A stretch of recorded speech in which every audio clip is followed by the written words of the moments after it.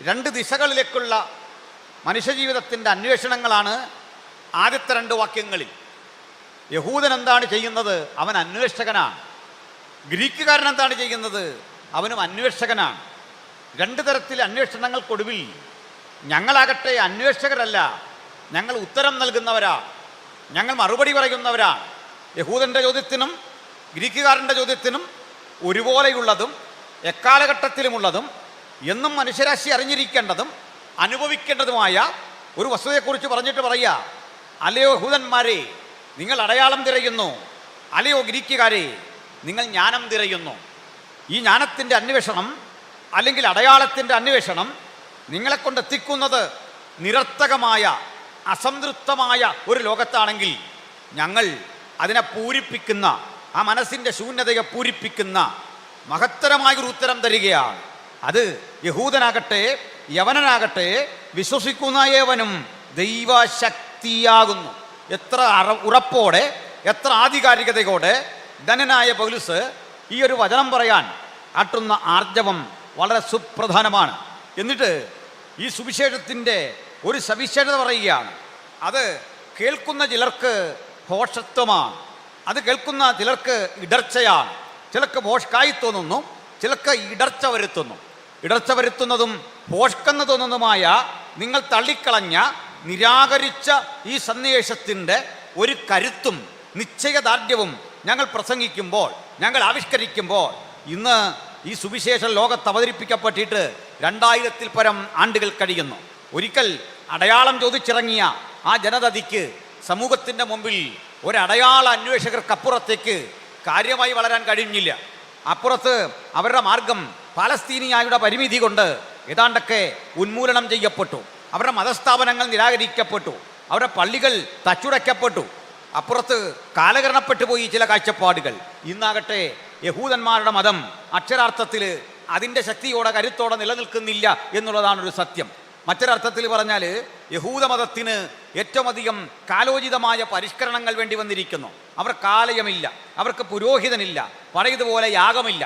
യാഗവും പുരോഹിതനും ഒന്നുമില്ലാതെ ആ മതം ഇന്ന് ഒരു പുതിയ വ്യാഖ്യാന തലം തേടുന്നു. ഞാൻ യഹൂദന്മാർക്ക് തിരിച്ച് ഒരു ആലയമുണ്ടാകുമെന്നും ആ ആലയത്തിൽ യാഗം നടക്കുമെന്നും ആ ആലയത്തിൽ എതിർക്രിസ്തു ആണരുള്ളുമെന്നുമൊക്കെ ഉള്ള ഒരു ചിന്ത നമ്മുടെ ഇടയിലുണ്ട്. അതിൻ്റെ ശരിതെറ്റുകളിലേക്ക് ഞാൻ പോകുന്നില്ല. കാരണം അന്ത്യകാല സംഭവങ്ങളുടെ പല പ്രസംഗങ്ങളും ഒരുപക്ഷെ ഒരു വ്യാഖ്യാതാവ് പറയുന്നത് പോലെ ആധികാരികമായിരിക്കില്ല മറ്റൊരാളുടേത്. അഭിപ്രായ ഭിന്നതകളുണ്ട്. പക്ഷെ ഒരു ന്യായമായ സംശയം അപ്പോഴൊക്കെ ഞാൻ ഉന്നയിക്കാറുണ്ട്. മറുപടി കിട്ടാത്ത ഒരു ചോദ്യം അവിടെ അവശേഷിക്കുന്നു. ഇനിയും ഒരിക്കൽ കൂടി യഹൂദൻ ആലയം പണിയുമ്പോൾ അല്ലെങ്കിൽ വീണ്ടും യാഗാദികർമ്മങ്ങൾ അവിടെ വീണ്ടും പുനരാവിഷ്കരിക്കപ്പെടുന്നു എന്ന് പറഞ്ഞാൽ എങ്ങനെയാണ് നിങ്ങളൊരു പുരോഹിതനെ കണ്ടെത്തുക? എങ്ങനെയാണ് ഈ പുരോഹിതന് ലെവിറ്റിക്കൽ ഓർഡർ അനുസരിച്ചുള്ള ഒരു ഓർഡിനേഷൻ ലഭിക്കുക? അതിന് ഇന്ന് ആ ലേവ്യ പൗരോഹിത്യത്തിൻ്റെ തുടർച്ച എങ്ങനെയാണ് കണ്ടെത്താൻ സാധിക്കുക? കാരണം ഇന്ന് ലേവ്യരടക്കമുള്ള എല്ലാ ഗോത്രങ്ങളും പരസ്പരം മിശ്രിതരായി തീർന്നുകൊണ്ട് കാലത്തിൻ്റെ അല്ലെങ്കിൽ ജനസഞ്ചയത്തിൻ്റെ മധ്യത്തിൽ എവിടേക്കോ കിടപ്പുണ്ട്. അവർ ലേവ്യരായി കിടന്നാൽ കൂടി ഒരു പ്രശ്നം നിലനിൽക്കുന്നു. അഹരോനിൽ നിന്ന് ഒഴുകിയെത്തുന്ന കൃത്യമായ ഈ കൈവപ്പ് തലമുറകളിലൂടെ കിട്ടണം. കേവലം ലേവി ഗോത്രക്കാരനായിട്ട് കാര്യമില്ല. ഒരുപക്ഷെ ലേവി ഗോത്രക്കാരനെ നമുക്ക് DNA ടെസ്റ്റ് വഴിയൊക്കെ ഐഡൻറ്റിഫൈ ചെയ്തേക്കാൻ പറ്റും. പക്ഷേ ഒരു പുരോഹിതനെ അങ്ങനെ കണ്ടെത്താനാവില്ല. ഈ നമ്മളുടെ അഹരോൻ്റെ തലയിൽ കൈവച്ചിട്ട് ആ കൈവപ്പിലൂടെ പോരുന്ന പിന്തുടർച്ച കിട്ടുന്നില്ലെങ്കിൽ എങ്ങനെയാണ് യഹൂദനൊരു യാഗം കഴിക്കാൻ സാധിക്കുക? അതൊക്കെ നമ്മുടെ വിഷയമായിട്ട് നേരിട്ട് ബന്ധമൊന്നുമില്ല. ഒരു കാര്യം പറയാൻ ഞാനതുവഴി വന്നേ ഉള്ളൂ. ഒരാശയക്കുഴപ്പം പ്രത്യേകിച്ച് സൃഷ്ടിക്കുകയല്ല. പഠന വിഷയം എന്ന നിലയിൽ ഞാനൊരു നിർദ്ദേശം മുമ്പിട്ട് വെച്ചതാണ്. അത് പോകട്ടെ, മറ്റൊരു പ്രശ്നം ഇവിടെ അവശേഷിക്കുന്നു. യഹൂദമതം അതിൻ്റെ തനിമയിൽ നിന്ന്, അതിൻ്റെ സ്വരൂപത്തിൽ നിന്ന്, അത് ആവിഷ്കരിച്ച കാലത്ത് എന്തായിരുന്നുവോ അതിൽ നിന്ന് കാതങ്ങൾ മാറിപ്പോയിട്ടുണ്ട്. യഹൂദമതത്തിന് മാത്രമല്ല, ലോകത്തിലെ സകല മതങ്ങൾക്കും കാലത്തിനനുസരിച്ച് പരിഷ്കരിക്കേണ്ടി വന്നിട്ടുണ്ട്. കല്ലെറിഞ്ഞു കൊല്ലുന്ന സംസ്കാരം അവിടെ ഉണ്ടായിരുന്നു.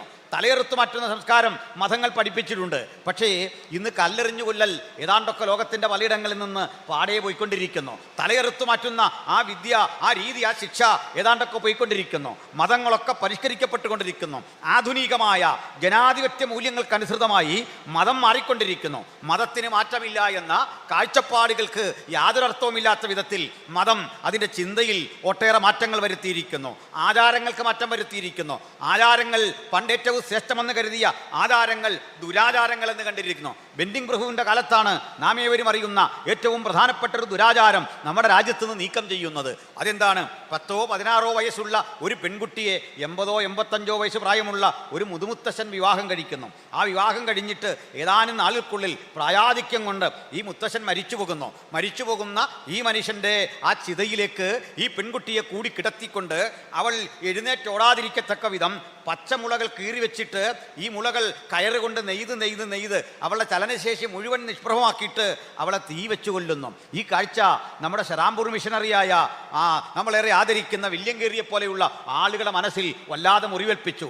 പെന്തക്കോസ്തലിസത്തിൻ്റെ ഇന്ത്യയിലെ തന്നെ ആരംഭ പ്രവർത്തകരിൽ ഒരാളായ ആദരണീയയായ നമ്മുടെ ഒരു മാന്യ ലേഡി ഉണ്ടല്ലോ, ചിത്പവൻ ബ്രാഹ്മൺ കുലത്തിൽപ്പെട്ട കൽക്കട്ടയുടെ തെരുവുവീഥികളിലൊക്കെ അലഞ്ഞു തിരയുന്ന മനുഷ്യരെ ശേഖരിച്ചെടുത്ത, അതുപോലെ ഈ പറയപ്പെട്ട നമ്മളുടെ വിധവമാരായിത്തീരുന്ന പെൺകുട്ടികളെ കൊണ്ട് സ്വന്തം മുക്തനി മിഷനിൽ പരിപാലിച്ച, ഒടുവിൽ രാഷ്ട്രപതിയുടെ ഇന്ത്യ മഹാരാജ്യം തന്നെ ആദരിച്ച പണ്ഡിത രമാബായി.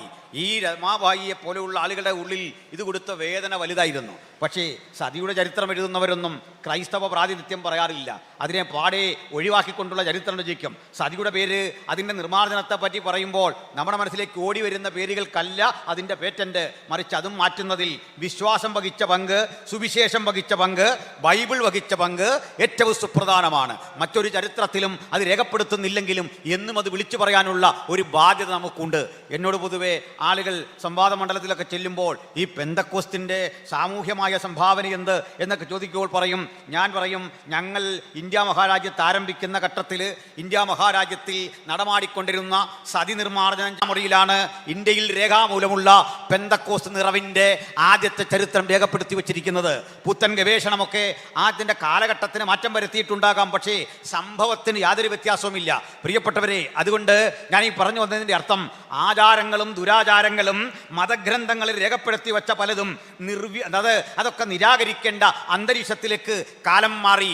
ഞാൻ അഭിമാന പുരസരം പറയാ, പക്ഷെ കഴിഞ്ഞ 2000 ആണ്ടുകളായിട്ട് ഉലകത്തിലൊരു മാറ്റവും ഇല്ലാതെ ഇന്നുമെന്നും ഒരുപോലെ പ്രസംഗിക്കപ്പെടുന്ന ഒരൊറ്റ സന്ദേശമുണ്ടെങ്കിൽ അത് ക്രൂശിക്കപ്പെട്ട യേശുക്രിസ്തുവിനെ കുറിച്ചുള്ള സന്ദേശമാണ്. ആ സുവിശേഷത്തിന്റെ സന്ദേശം അതേ ഉറപ്പോടെ അതേ കരുത്തോടെ ഉൾക്കൊണ്ട് നമുക്ക് ഈ ലോകത്തോട് മുഴുവൻ അതിന്റെ സാരാംശം ഇങ്ങനെ വിളിച്ചു പറയാം. മറ്റൊരുത്തല്ലും രക്ഷയില്ല. നാം രക്ഷിക്കപ്പെടുവാൻ ആകാശത്തിന് കീഴിൽ മനുഷ്യരുടെ ഇടയിൽ നൽകപ്പെട്ട ഒരേ ഒരു നാമം കർത്താവായ യേശുക്രിസ്തുവിന്റെ നാമം. ക്രൂശിനെ ഉയർത്താൻ കഴിയുന്നത് എത്ര മഹത്തരമായ ഒരു അനുഭവം. Hallelujah, praise the Lord. അതുകൊണ്ട് ഈ ക്രൂശിക്കപ്പെട്ടവനെ കുറിച്ചുള്ള ഈ ചിന്താധാരയ്ക്ക് പരിഷ്കാരം വരുത്താൻ സാധിച്ചിട്ടില്ല. ഞാനൊരു കാര്യം തുറന്നു പറയട്ടെ. നമ്മുടെ രാജ്യത്ത് വിവാഹം കഴിഞ്ഞിട്ട് സ്ത്രീകൾക്ക് പല മതങ്ങളിലും വിവാഹമോചനം അനുവദിക്കുന്ന സ്ഥിതിവിശേഷമുണ്ടായിരുന്നു. സ്ത്രീകളെ തള്ളിക്കളയുന്ന സ്ഥിതിവിശേഷമുണ്ടായിരുന്നു.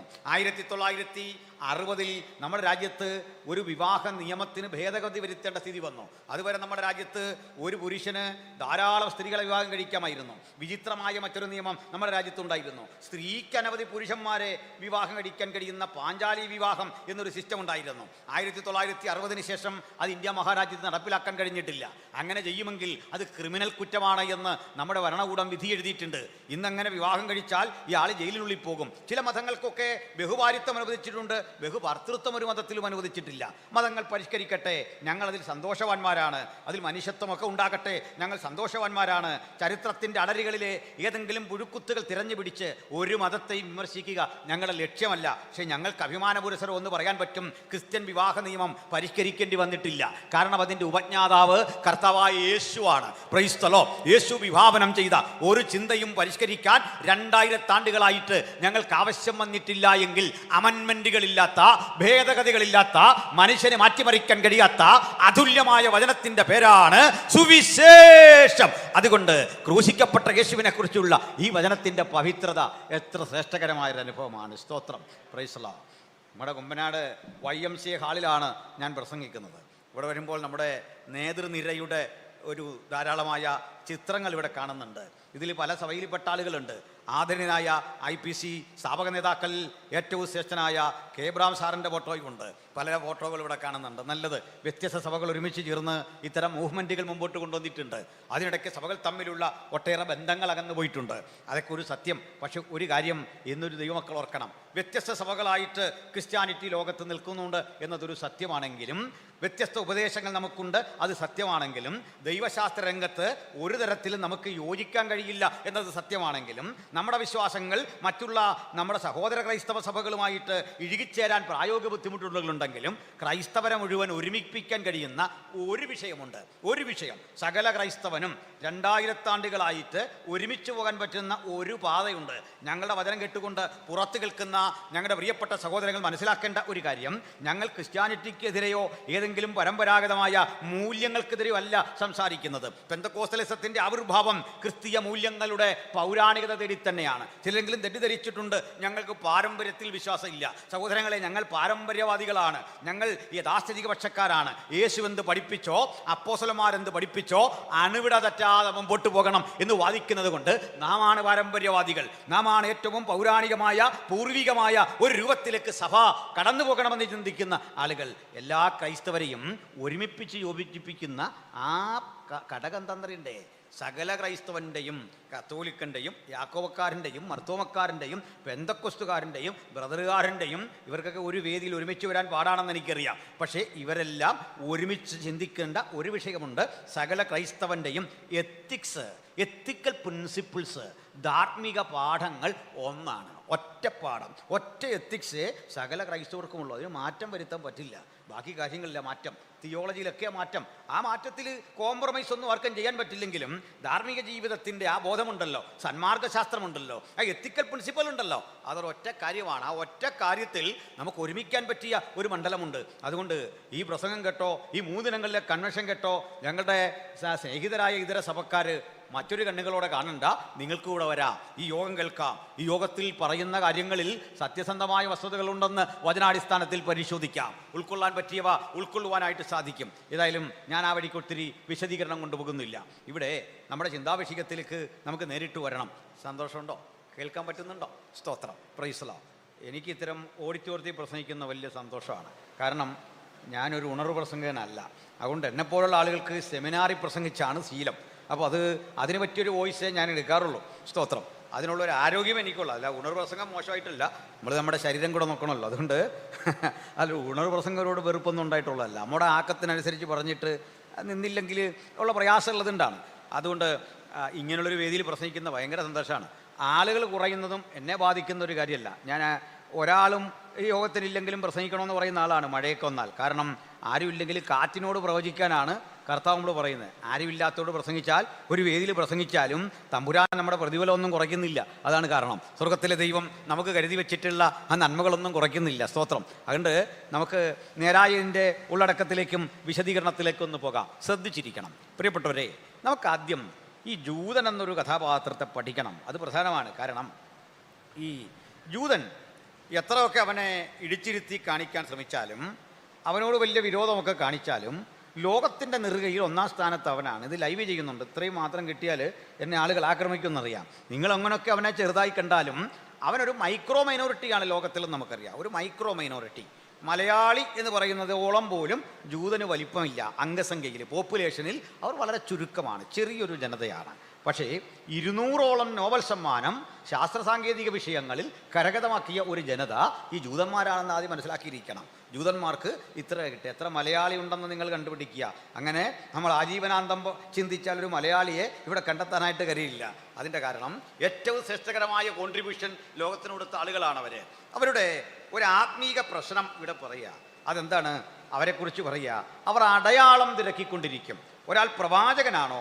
നീ ഒരു wonder or miracle, you please perform a wonder or miracle. ഇതവർ ചോദിക്കും. നീ ഒരു അത്ഭുതം, ഒരടയാളം ഒന്ന് കാണിച്ചതാ.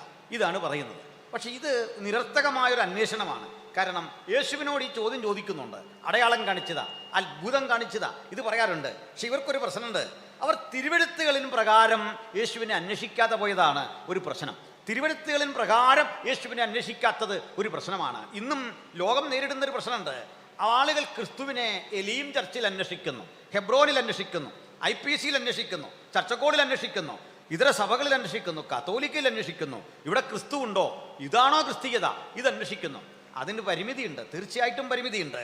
ക്രിസ്തുവിനെ അന്വേഷിക്കാൻ വിശ്വാസിക്കിടയിൽ തിരയരുത്, ക്രിസ്തുവിനെ അന്വേഷിക്കാൻ ജനക്കൂട്ടത്തിൽ പോകരുത്, ക്രിസ്തുവിനെ അന്വേഷിക്കാൻ വേറൊരു വഴിയിലും പോകരുത്. ഒറ്റ വഴിയുള്ളൂ, തിരുവെഴുത്തിൻ പ്രകാരം ക്രിസ്തുവിനെ അന്വേഷിക്കുക, തിരുവെഴുത്തിലൂടെ ക്രിസ്തുവിനെ അന്വേഷിക്കുക. ക്രിസ്തുവിനെ എലീം ചർച്ചിൽ അന്വേഷിച്ചാൽ, ഹെബ്രോനിൽ അന്വേഷിച്ചാൽ, തൊട്ടടുത്ത ഈ യാക്കോബ് അന്വേഷിച്ചാൽ അന്വേഷകൻ നിരാശകനാകേണ്ടി വരും. കാരണം മനുഷ്യരാണ് ഇവിടെയുള്ളത്, പച്ച മനുഷ്യർ, ജീവിത യാഥാർത്ഥ്യങ്ങളോട് എന്നും സമരസപ്പെട്ടു പോകുന്ന മനുഷ്യരാണ് ഇവിടെയുള്ളത്. അത് ഏറ്റക്കുറച്ചിലുണ്ട്. പക്ഷെങ്കിൽ സമ്പൂർണനായ ക്രിസ്തുവിനെ നിങ്ങൾ അന്വേഷിക്കുമ്പോൾ, ഇതാ നമ്മുടെ യോഹന്നാൻ പറഞ്ഞു കൊടുക്കുക, എന്തിനാണ് ഈ അന്വേഷണം? ഈ അന്വേഷിച്ച് ദൂരേക്ക് പോകരുത്. നിങ്ങൾ അന്വേഷിച്ച വചനമുണ്ടല്ലോ, അത് കൃപയും സത്യവും നിറഞ്ഞവനായി ഞങ്ങളുടെ ഇടയിലുണ്ട്, ദാ ഇവിടെ ഞങ്ങൾക്കൊപ്പം എന്ന് വിളിച്ചു പറയുന്ന കാര്യമുണ്ടോ?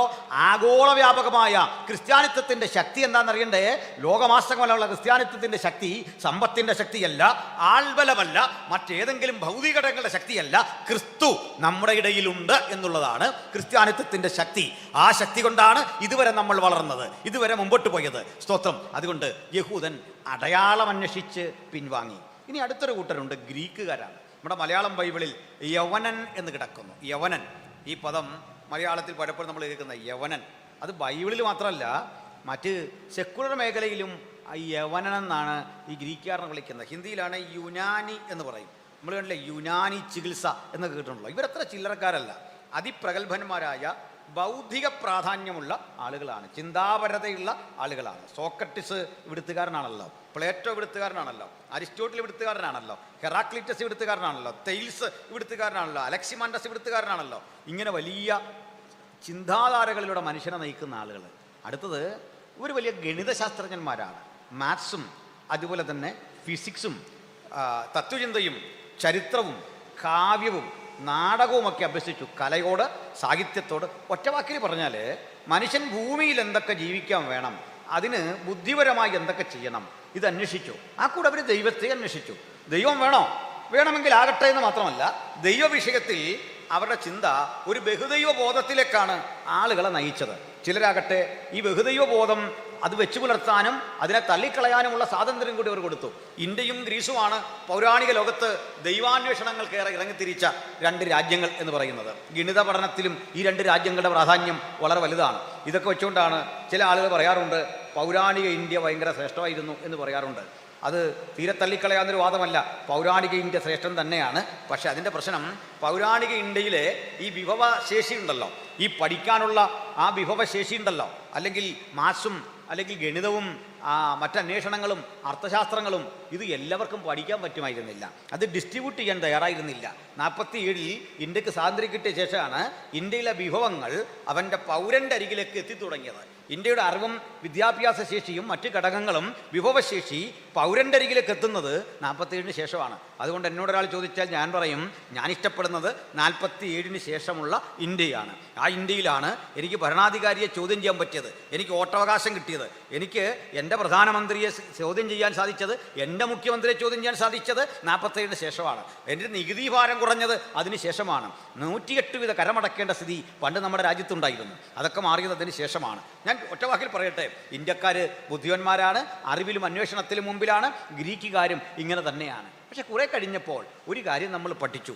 ഇവർ ഗ്രീക്കുകാർക്ക് അവരുടെ ഭാഷ ഗ്രീക്കായിരുന്നെങ്കിൽ ഇന്ത്യയിലെ പൗരാണികമായ അന്വേഷണവും പഠനങ്ങളുമൊക്കെ നടന്നത് സംസ്കൃത ഭാഷയിലാണ്. ഈ ഭാഷകളൊക്കെ കാലഹരണപ്പെട്ടുപോയി, ആ ചിന്തകളൊക്കെ കാലഹരണപ്പെട്ടുപോയി, മൃതഭാഷകളായി തീർന്നു. ഭാഷകൾ പോലും മരിച്ചു, അതിൻ്റെ ഊർജം മുഴുവൻ നിഷ്പ്രഭമായി. പൗരാണികമായ ആ ചരിത്രത്തിൻ്റെ വികാരത്തള്ളലിൽ ഒരാവേശം ഉൾക്കൊണ്ട് ജീവിക്കാം എന്നതിനപ്പുറത്തേക്ക് അതൊരു പ്രയോജനവും ചെയ്യാതെയായി. അതെല്ലാം തകർന്നടിഞ്ഞു എന്ന് മനസ്സിലാക്കുമ്പോൾ ഒരു കാര്യം ഓർക്കണം, നളന്തയും തക്ഷശിലയും പോലെ പൗരാണിക സ്ഥാപനങ്ങൾ ഉണ്ടായിരുന്നു ഇവിടെ, അവ തകർന്നുപോയി. മനസ്സിലാക്കണം. ഇനി ഗ്രീക്കുകാരുടെ കാര്യം നോക്കുക, അവിടെ ലൈസിയം ഉണ്ടായിരുന്നു, പ്രധാനപ്പെട്ട കലാലയങ്ങൾ, എത്ര അധ്യാപകർ, ഇതൊക്കെ ഉണ്ടായിരുന്നു എന്ന് ഓർക്കണം. പക്ഷെ ഞങ്ങൾക്ക് ക്രൈസ്തവർക്ക് ഒരാചാര്യനില്ലാതെ പോയി.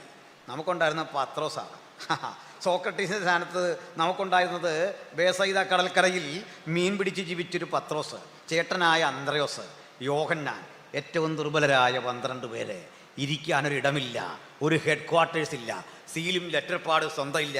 സഞ്ചരിക്കാൻ ഒരു കഴുത പോലുമില്ല, ഒരു കഴുത സ്വന്തമില്ലാത്ത, ഒരു കുതിര സ്വന്തമില്ലാത്ത, ലെറ്റർ പാടും സീലുമില്ലാത്ത ഒരു ചെറിയ മാർഗം, വാടക പോലും കൊടുക്കാൻ നിർവാഹമില്ലാതെ മർക്കോസിൻ്റെ മാളിക മുറി കടം വാങ്ങിക്കൊണ്ട് അവിടെ രൂപപ്പെട്ടു വന്ന ഒരു മാർഗം 2000 ആണ്ടായിട്ട് സോക്രട്ടേറിയൻ ചിന്തകളെ അപ്രസക്തമാക്കി, ഭാരതീയ ചിന്തകളെ അപ്രസക്തമാക്കി ലോകത്തിൻ്റെ 5 വൻകരകളിലും ഏറ്റവും വളർന്നു നിൽക്കുന്ന ഒരു വടവൃക്ഷമായി മാറിയതിൻ്റെ പിന്നിലെ കാരണമെന്താ? അല്ലയോ യവനായരേ, നിങ്ങൾ തിരഞ്ഞിണഞ്ഞ ആ ജ്ഞാനമില്ലേ? അല്ലയോ ലോകമേ, നിങ്ങൾ അന്വേഷിച്ചിറങ്ങിയ ആ യാഥാർത്ഥ്യമില്ലേ? എന്താണ് ശരിയെന്ന് ചോദിച്ച് നിങ്ങൾ ഇറങ്ങിയില്ലേ? ആ ശരികൾക്ക് ഞങ്ങൾ പറഞ്ഞ വിധി, ഞങ്ങൾ പറഞ്ഞ ഉത്തരം, നിങ്ങളുടെ സകല ചോദ്യങ്ങൾക്കും ഉള്ള ആത്യന്തിക മറുപടി ക്രൂശിക്കപ്പെട്ട ക്രിസ്തുവാണെന്ന് 2000 വർഷം ഞങ്ങൾ ഉലകത്തോട് പറഞ്ഞപ്പോൾ ആ തെറ്റാണെന്ന് നിങ്ങൾക്ക് തോന്നി, അത് പോഷ്കാണെന്ന് തോന്നി. പക്ഷേ ആധുനിക ലോകം അത് കൈനീട്ടി സ്വീകരിച്ചു. ഇന്നും വളരുന്ന മാർഗം യേശുവിൻ്റെ മാർഗമാണ്. അനുനിമിഷം ചലനാത്മകമായ മാർഗം യേശുവിൻ്റെ മാർഗമാണ്. അതിവേഗത്തിൽ വളരുന്ന മാർഗം യേശുവിൻ്റെ മാർഗമാണ്. ലോകത്തേറ്റവും അധികം ആളുകൾ രക്തം ചൊരിഞ്ഞ് വില കൊടുത്തു വാങ്ങിയ മാർഗം യേശുവിൻ്റെ മാർഗമാണ്. ജനകോടികൾ പ്രാണത്യാഗം ചെയ്ത് ഇന്നും പിടിച്ചു നിൽക്കുന്നത് ഈ മാർഗത്തിന് വേണ്ടിയാണ്. Hallelujah, praise the Lord. അപ്പം ഞാൻ ഈ ക്രൂശിക്കപ്പെട്ട ക്രിസ്തു എന്ന ആ ടോപ്പിക്കിലേക്ക് വന്നില്ല. ഒരുപക്ഷെ ഇവിടെ ഇരിക്കുന്ന ആളുകളൊക്കെ വിശ്വാസികളായതുകൊണ്ട് ഈ സബ്ജക്റ്റിനോട് പിണക്കമൊന്നും വരില്ലെന്ന് എനിക്കറിയാം. നമ്മൾ ഏറ്റവും അധികം സ്നേഹിക്കുന്നത് എന്തിനാ? നമ്മുടെ കർത്താവിൻ്റെ ക്രൂശിനെയാണ്. അങ്ങനെയല്ലേ? അങ്ങനെ വേണം. അതിൻ്റെ കാരണം പറയാം. എൻ്റെ സഹോദരന്മാരാണ് ഈ പാടിയ ചെങ്ങാതിമാർ. ഇവരുടെ പാട്ടെല്ലാം വളരെ ഭംഗിയാണ്. ഇവരുടെ കൂടൊക്കെ പാടുന്നതുകൊണ്ട് നമ്മൾ രക്ഷപ്പെട്ടു പോകുന്നത്. അല്ലെങ്കിൽ നമ്മൾ തന്നെ പാടി ആരെങ്കിലും കേട്ടാൽ തന്നെ അത് മഹാ മോശമാണ്. എന്നെപ്പോലുള്ളൊരു കാര്യം പറഞ്ഞോട്ടോ, നല്ല പാട്ടുകാരൊക്കെ ഉണ്ട്. ഇവരൊക്കെ പാടുമ്പോൾ കൂടെ ചുണ്ടനൊക്കെയാണ് ഞാനിതൊക്കെ ആസ്വദിച്ചു പോരുന്നത്. എൻ്റെ പാട്ടൊന്നും കൊള്ളൂല, നല്ല പാട്ടാണ്.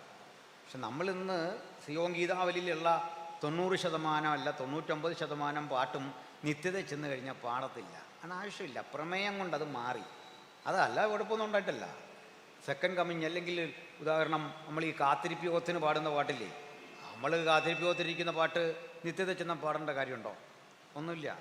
നമ്മളവിടെ ചെന്ന് കഴിഞ്ഞു, ആ പാട്ടൊന്നും വേണ്ട, പിന്നെ ഈ പാട്ടൊന്നും വേണ്ട. പാട്ട് മാത്രമല്ല, ഇവിടുത്തെ ഉരുതപ്പെട്ട ഒരു കാര്യവും വേണ്ട. പക്ഷെ നിങ്ങൾക്കറിയോ, ക്രൂശിനെക്കുറിച്ചുള്ള ധ്യാനം സ്വർഗത്തിലുമുണ്ട്. ആ പ്രമേയം പോയിട്ടില്ല. ബാക്കി സകല പ്രമേയങ്ങളും മാറിയിട്ടും ക്രൂശിനെക്കുറിച്ചുള്ള പാട്ട് സ്വർഗത്തിലുണ്ടെന്ന് പറയുമ്പോൾ ആ പ്രമേയത്തിൻ്റെ ശക്തി പുറത്ത് എന്താ കാര്യം? വേറെ ഒന്നും അവിടെ ഇല്ല. ക്രൂശിലും പറയാ, സ്വർഗത്തിൽ പറയാ, നീ അറുക്കപ്പെട്ടു, നിന്റെ രക്തം കൊണ്ട് സകല ഗോത്രത്തിലും ഭാഷയിലും ജാതിയിലുമുള്ള ഞങ്ങളെ ദൈവത്തിനായി വിലയ്ക്ക് വാങ്ങി. അപ്പോൾ ക്രൂശ് സ്വർഗത്തിലുള്ള ചിന്തയാണ്. നമ്മളിന്നിവിടെ പറയുമ്പോൾ വളരെ ശ്രദ്ധയോടെ പ്രാർത്ഥനയോടെ കേട്ടിരിക്കണം. സന്തോഷമല്ലേ? ഉറങ്ങാനൊന്നും പാടില്ല, ശ്രദ്ധിച്ചിരിക്കണം. എല്ലാവരും ശ്രദ്ധിച്ചിരിക്കണം. കൊച്ചു കുഞ്ഞുങ്ങളടക്കം ഇവിടെ ശ്രദ്ധിച്ചിരുന്നേ പറ്റുള്ളൂ. ഉറങ്ങാനിട്ടിരിക്കുന്ന പല പദ്ധതിയും എനിക്ക് മനസ്സിലായിട്ടുണ്ട്. ശ്രദ്ധിച്ചിരുന്നോണം. എല്ലാവർക്കും ഉള്ളതാണ് പറയും, ശ്രദ്ധിച്ചിരുന്നേ. ആരെങ്കിലും കുഞ്ഞുങ്ങൾ ഇന്ന് ഉറങ്ങാനാ പദ്ധതിയെങ്കിൽ അങ്കിള് നിൻ്റെ കല്യാണം നടത്തിയിട്ടേ പോകും. ഉറക്കം തൂങ്ങിയിരിക്കുന്നവരെ ആയി കെട്ടിക്കുന്നത്, മനസ്സിലായിട്ടില്ല? ശ്രദ്ധിച്ചിരി. കല്യാണം കഴിപ്പിക്കുന്നു പറയാൻ കാരണം അതൊരു ശിക്ഷയാണ്. ഈ ജീവപര്യന്തത്തെക്കാൾ ചിലത് ഏറ്റുപോയാൽ അത് ഏറ്റതാണ്. അതുകൊണ്ട് പറഞ്ഞാൽ ശ്രദ്ധിച്ചിരുന്നേ. അനുഭവിച്ചവനെ എൻ്റെ ബുദ്ധിമുട്ടറിയത്തുള്ളൂ. ശ്രദ്ധിച്ചിരി മക്കളിങ്ങോട്ട്, എല്ലാവരും ശ്രദ്ധിച്ചിരി. ആൺകുട്ടികൾ അങ്ങോട്ട് നോക്കല്ലേ, ഇങ്ങോട്ട്. കല്യാണം എന്ന് പറഞ്ഞപ്പോഴേ അമ്മമാർ അങ്ങോട്ട് നോക്കുന്നു, ഇങ്ങോട്ട് ശ്രദ്ധിച്ചിരി. ഉറങ്ങോ ശല്യം ചെയ്യോ ഒന്നും ചെയ്യരുത്. മുതിർന്ന ആളുകൾ ഉറങ്ങുന്നുണ്ട്, അവർ മാസ്കും വെച്ച് കെട്ടിയിരുന്ന് ഉറങ്ങിയാനുള്ള സ്ഥിതി ആലോചിച്ചാൽ ലൈവാ. ആൾക്കാർ എപ്പോഴാണെന്ന് ചോദിച്ചാൽ നാളെ വരും. ഈ മാസ്കും വെച്ച് കെട്ടിയിരുന്ന് ഉറങ്ങിക്കഴിഞ്ഞാൽ മറ്റെന്തോ നമുക്ക് സംഭവിച്ചു എന്നോർത്ത് നാളെ ആൾക്കാർ വരും. അതുകൊണ്ട് അനുശോചനം രേഖപ്പെടുത്താൻ ആൾക്കാർ വരാണെന്ന് ഇടയാകാതെ ഇങ്ങോട്ട് ശ്രദ്ധിച്ചിരി. അത് ഈ നമ്മൾ ഈ പരമ്പരാഗതമായിട്ട് ഈ ആൾക്കാരെ കൊണ്ട് ഹല്ലേലൂയ പറയിപ്പിക്കുന്ന ഒരു ശൈലി ഉള്ളതുകൊണ്ട്, ഞാനങ്ങനെ പറയിപ്പിക്കാതെയും വന്നതുകൊണ്ടുള്ള ഒരു അകലം നമുക്ക് തമ്മിലുണ്ട്. ആ ഹല്ലേലൂയ പറയിപ്പിക്കണം. ഞാൻ സത്യത്തിൽ നിങ്ങളെക്കൊണ്ടൊരു ഹല്ലേലൂയ പറയിപ്പിക്കണമെന്ന് ആഗ്രഹിച്ചു വരുമ്പോഴേക്കും മറന്നുപോകും. അതാ പറ്റുന്നത്. അല്ലാതെ പിണക്കമുണ്ടായിട്ടല്ല. നമുക്കൊന്ന് കൈ ഉയർത്തി ഹല്ലേലൂയ പറയാമെന്നൊക്കെ പറയാൻ വരുമ്പോൾ ഇതങ്ങ് വിട്ടുപോകും. അതുകൊണ്ടാണ്. അതുകൊണ്ട് തന്നെ ഈ സ്വന്തം മനസ്സോടെ ദൈവത്തെ സ്തുതിക്കുന്ന ഒരു സന്തോഷം, സ്വന്തം ചെലവിൽ സ്വന്തം മനസ്സോടെ സ്വന്തം ഹൃദയത്തിൽ തട്ടി തമ്പുരാനെ നന്ദി പറയുമ്പോൾ ഭയങ്കര റിലാക്സേഷനാന്നേ. ആരും പറയാതെ അന്യഭാഷ പറയുമ്പോൾ എന്തൊരു റിലാക്സേഷനാണെന്ന് ആലോചിച്ച് നോക്കിയേ. നമുക്ക് കുറച്ച് നേരം അന്യഭാഷയിൽ ആരാധിക്കാമെന്ന് പറഞ്ഞാൽ അതിനകത്ത് എന്തൊരു ആത്മാർത്ഥ. നമുക്ക് കുറച്ച് നേരം ചിരിച്ചുകൊണ്ടിരിക്കുകയെന്ന് പറഞ്ഞാൽ ചിരിക്ക് ആത്മാർത്ഥം വരുമോ? ഫോട്ടോ എടുക്കാൻ നിൽക്കുമ്പോൾ ചിരിക്കാൻ എങ്ങനെയെങ്കിലും തീർന്നു കിട്ടിയാൽ മതി നമ്മൾ ചിരിക്കുന്നത്. അല്ലേ? എല്ലാവരും ഒന്ന് ചിരിച്ചെന്ന് പറയുമ്പോൾ എങ്ങനെയെങ്കിലും ഇതൊന്ന് തീർന്നു കിട്ടിയെന്ന് ഓർത്ത് നമ്മൾ ബുദ്ധിമുട്ടിയിരിക്കുക. അങ്ങനെ ജന്യഭാഷ പറഞ്ഞിട്ട് കാര്യമില്ല. ശ്രദ്ധിച്ചാട്ടെ. അപ്പം ഞാൻ ഉള്ളടക്കത്തിലേക്ക് വരാം. ക്രൂശിക്കപ്പെടുക എന്നാണ് നമ്മുടെ ചിന്ത. ഈ ക്രൂശ് എന്ന് പറയുന്ന പദം നമ്മൾ മലയാളത്തിൽ പറയുന്നത് ക്രോസ് എന്ന ഇംഗ്ലീഷ് പദത്തിൽ നിന്നാണ്. അതിൻ്റെ ട്രാൻസ്ലിട്രേഷനാണ് ക്രോസ്. അതിൻ്റെ ക്രോസ് എന്ന പദം നമുക്ക് കിട്ടുന്നത് ക്രക്സ് എന്നൊരു ലാറ്റിൻ പദത്തിൽ നിന്നാണ്. ക്രക്സ്. ഈ ക്രക്സ് എന്നതിൻ്റെ ഗ്രീക്ക് പദം നമ്മൾ കേട്ടിട്ടുണ്ട്, സ്റ്റൗറോസ് എന്നാണ്. സ്റ്റൗറോസ്. ഈ സ്റ്റൗറോസ് എന്ന പദത്തിൻ്റെ ശരിക്കുള്ള അർത്ഥം ദണ്ഡന സ്തംഭം അഥവാ ദണ്ഡനത്തടി എന്നാണ്. ദണ്ഡിപ്പിക്കാനുള്ള മരം എന്നാണ്. ഞാനൊരു കാര്യം പറഞ്ഞ് തിരുത്തുന്നതില്ല, ആരും തെറ്റിദ്ധരിക്കരുത്. ചരിത്രത്തിൽ പരാമർശിക്കുന്ന കുരിശ് നമ്മുടെ മനസ്സിലിരിക്കുന്നതോ വഴിയിലിരിക്കുന്നതോ ഒന്നും അല്ലാത്തൊരു കുരിശാണ്. അത് പറയാൻ പോവാം. കുരിശിന് 2 ഭാഗങ്ങളുണ്ട്. ഒരു സ്റ്റെമ്മും ഒരു ഹൊറിസോണ്ടലായ ഒരു പാർട്ടും. അതിൻ്റെ സ്റ്റെമ്മുണ്ടല്ലോ, ആ വെർട്ടിക്കലായ പോർഷൻ, അതിന് ലാറ്റിനിലൊരു പേര് പറയുന്നു. ആ പേര് പാറ്റിബുലം എന്നാണ്. PATIBULAM, പാറ്റിബുലം. അതിൻ്റെ വിലങ്ങൻ തടി, അതിന് പറയുന്ന പേര് സിംപ്ലക്സ് എന്നാണ്. ഇതിൽ ഈ ക്രൂശിക്കാൻ നിയോഗിക്കപ്പെട്ട ആളുണ്ടല്ലോ, ആ ഹതഭാഗ്യൻ, അയാൾ ചുമക്കേണ്ടത് സിംപ്ലക്സ് മാത്രമാണ്, വിലങ്ങൻ തടി മാത്രമാണ്. T ആകൃതിയിലെ കുരിശ് അതുപോലെ നമ്മൾ കാണുന്ന വിധത്തിൽ മശിഹാ ചരിത്രത്തിൽ കണ്ട പോലെ ഒന്നുമല്ല. അങ്ങനെ കൊണ്ടുപോകേണ്ട രീതിയില്ല. ഈ തടി മാത്രം കൊണ്ടുപോയാൽ മതി, മറ്റേ തടി അവിടെ കാണും. അത് പടയാളികൾ അവിടെ എത്തിച്ചിരിക്കും.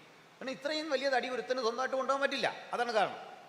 അപ്പം ഞാനിനി 1-2 കാര്യങ്ങൾ അതിൻ്റെ ഒരു ചരിത്രം ലളിതമായിട്ടൊന്ന് പറയാം.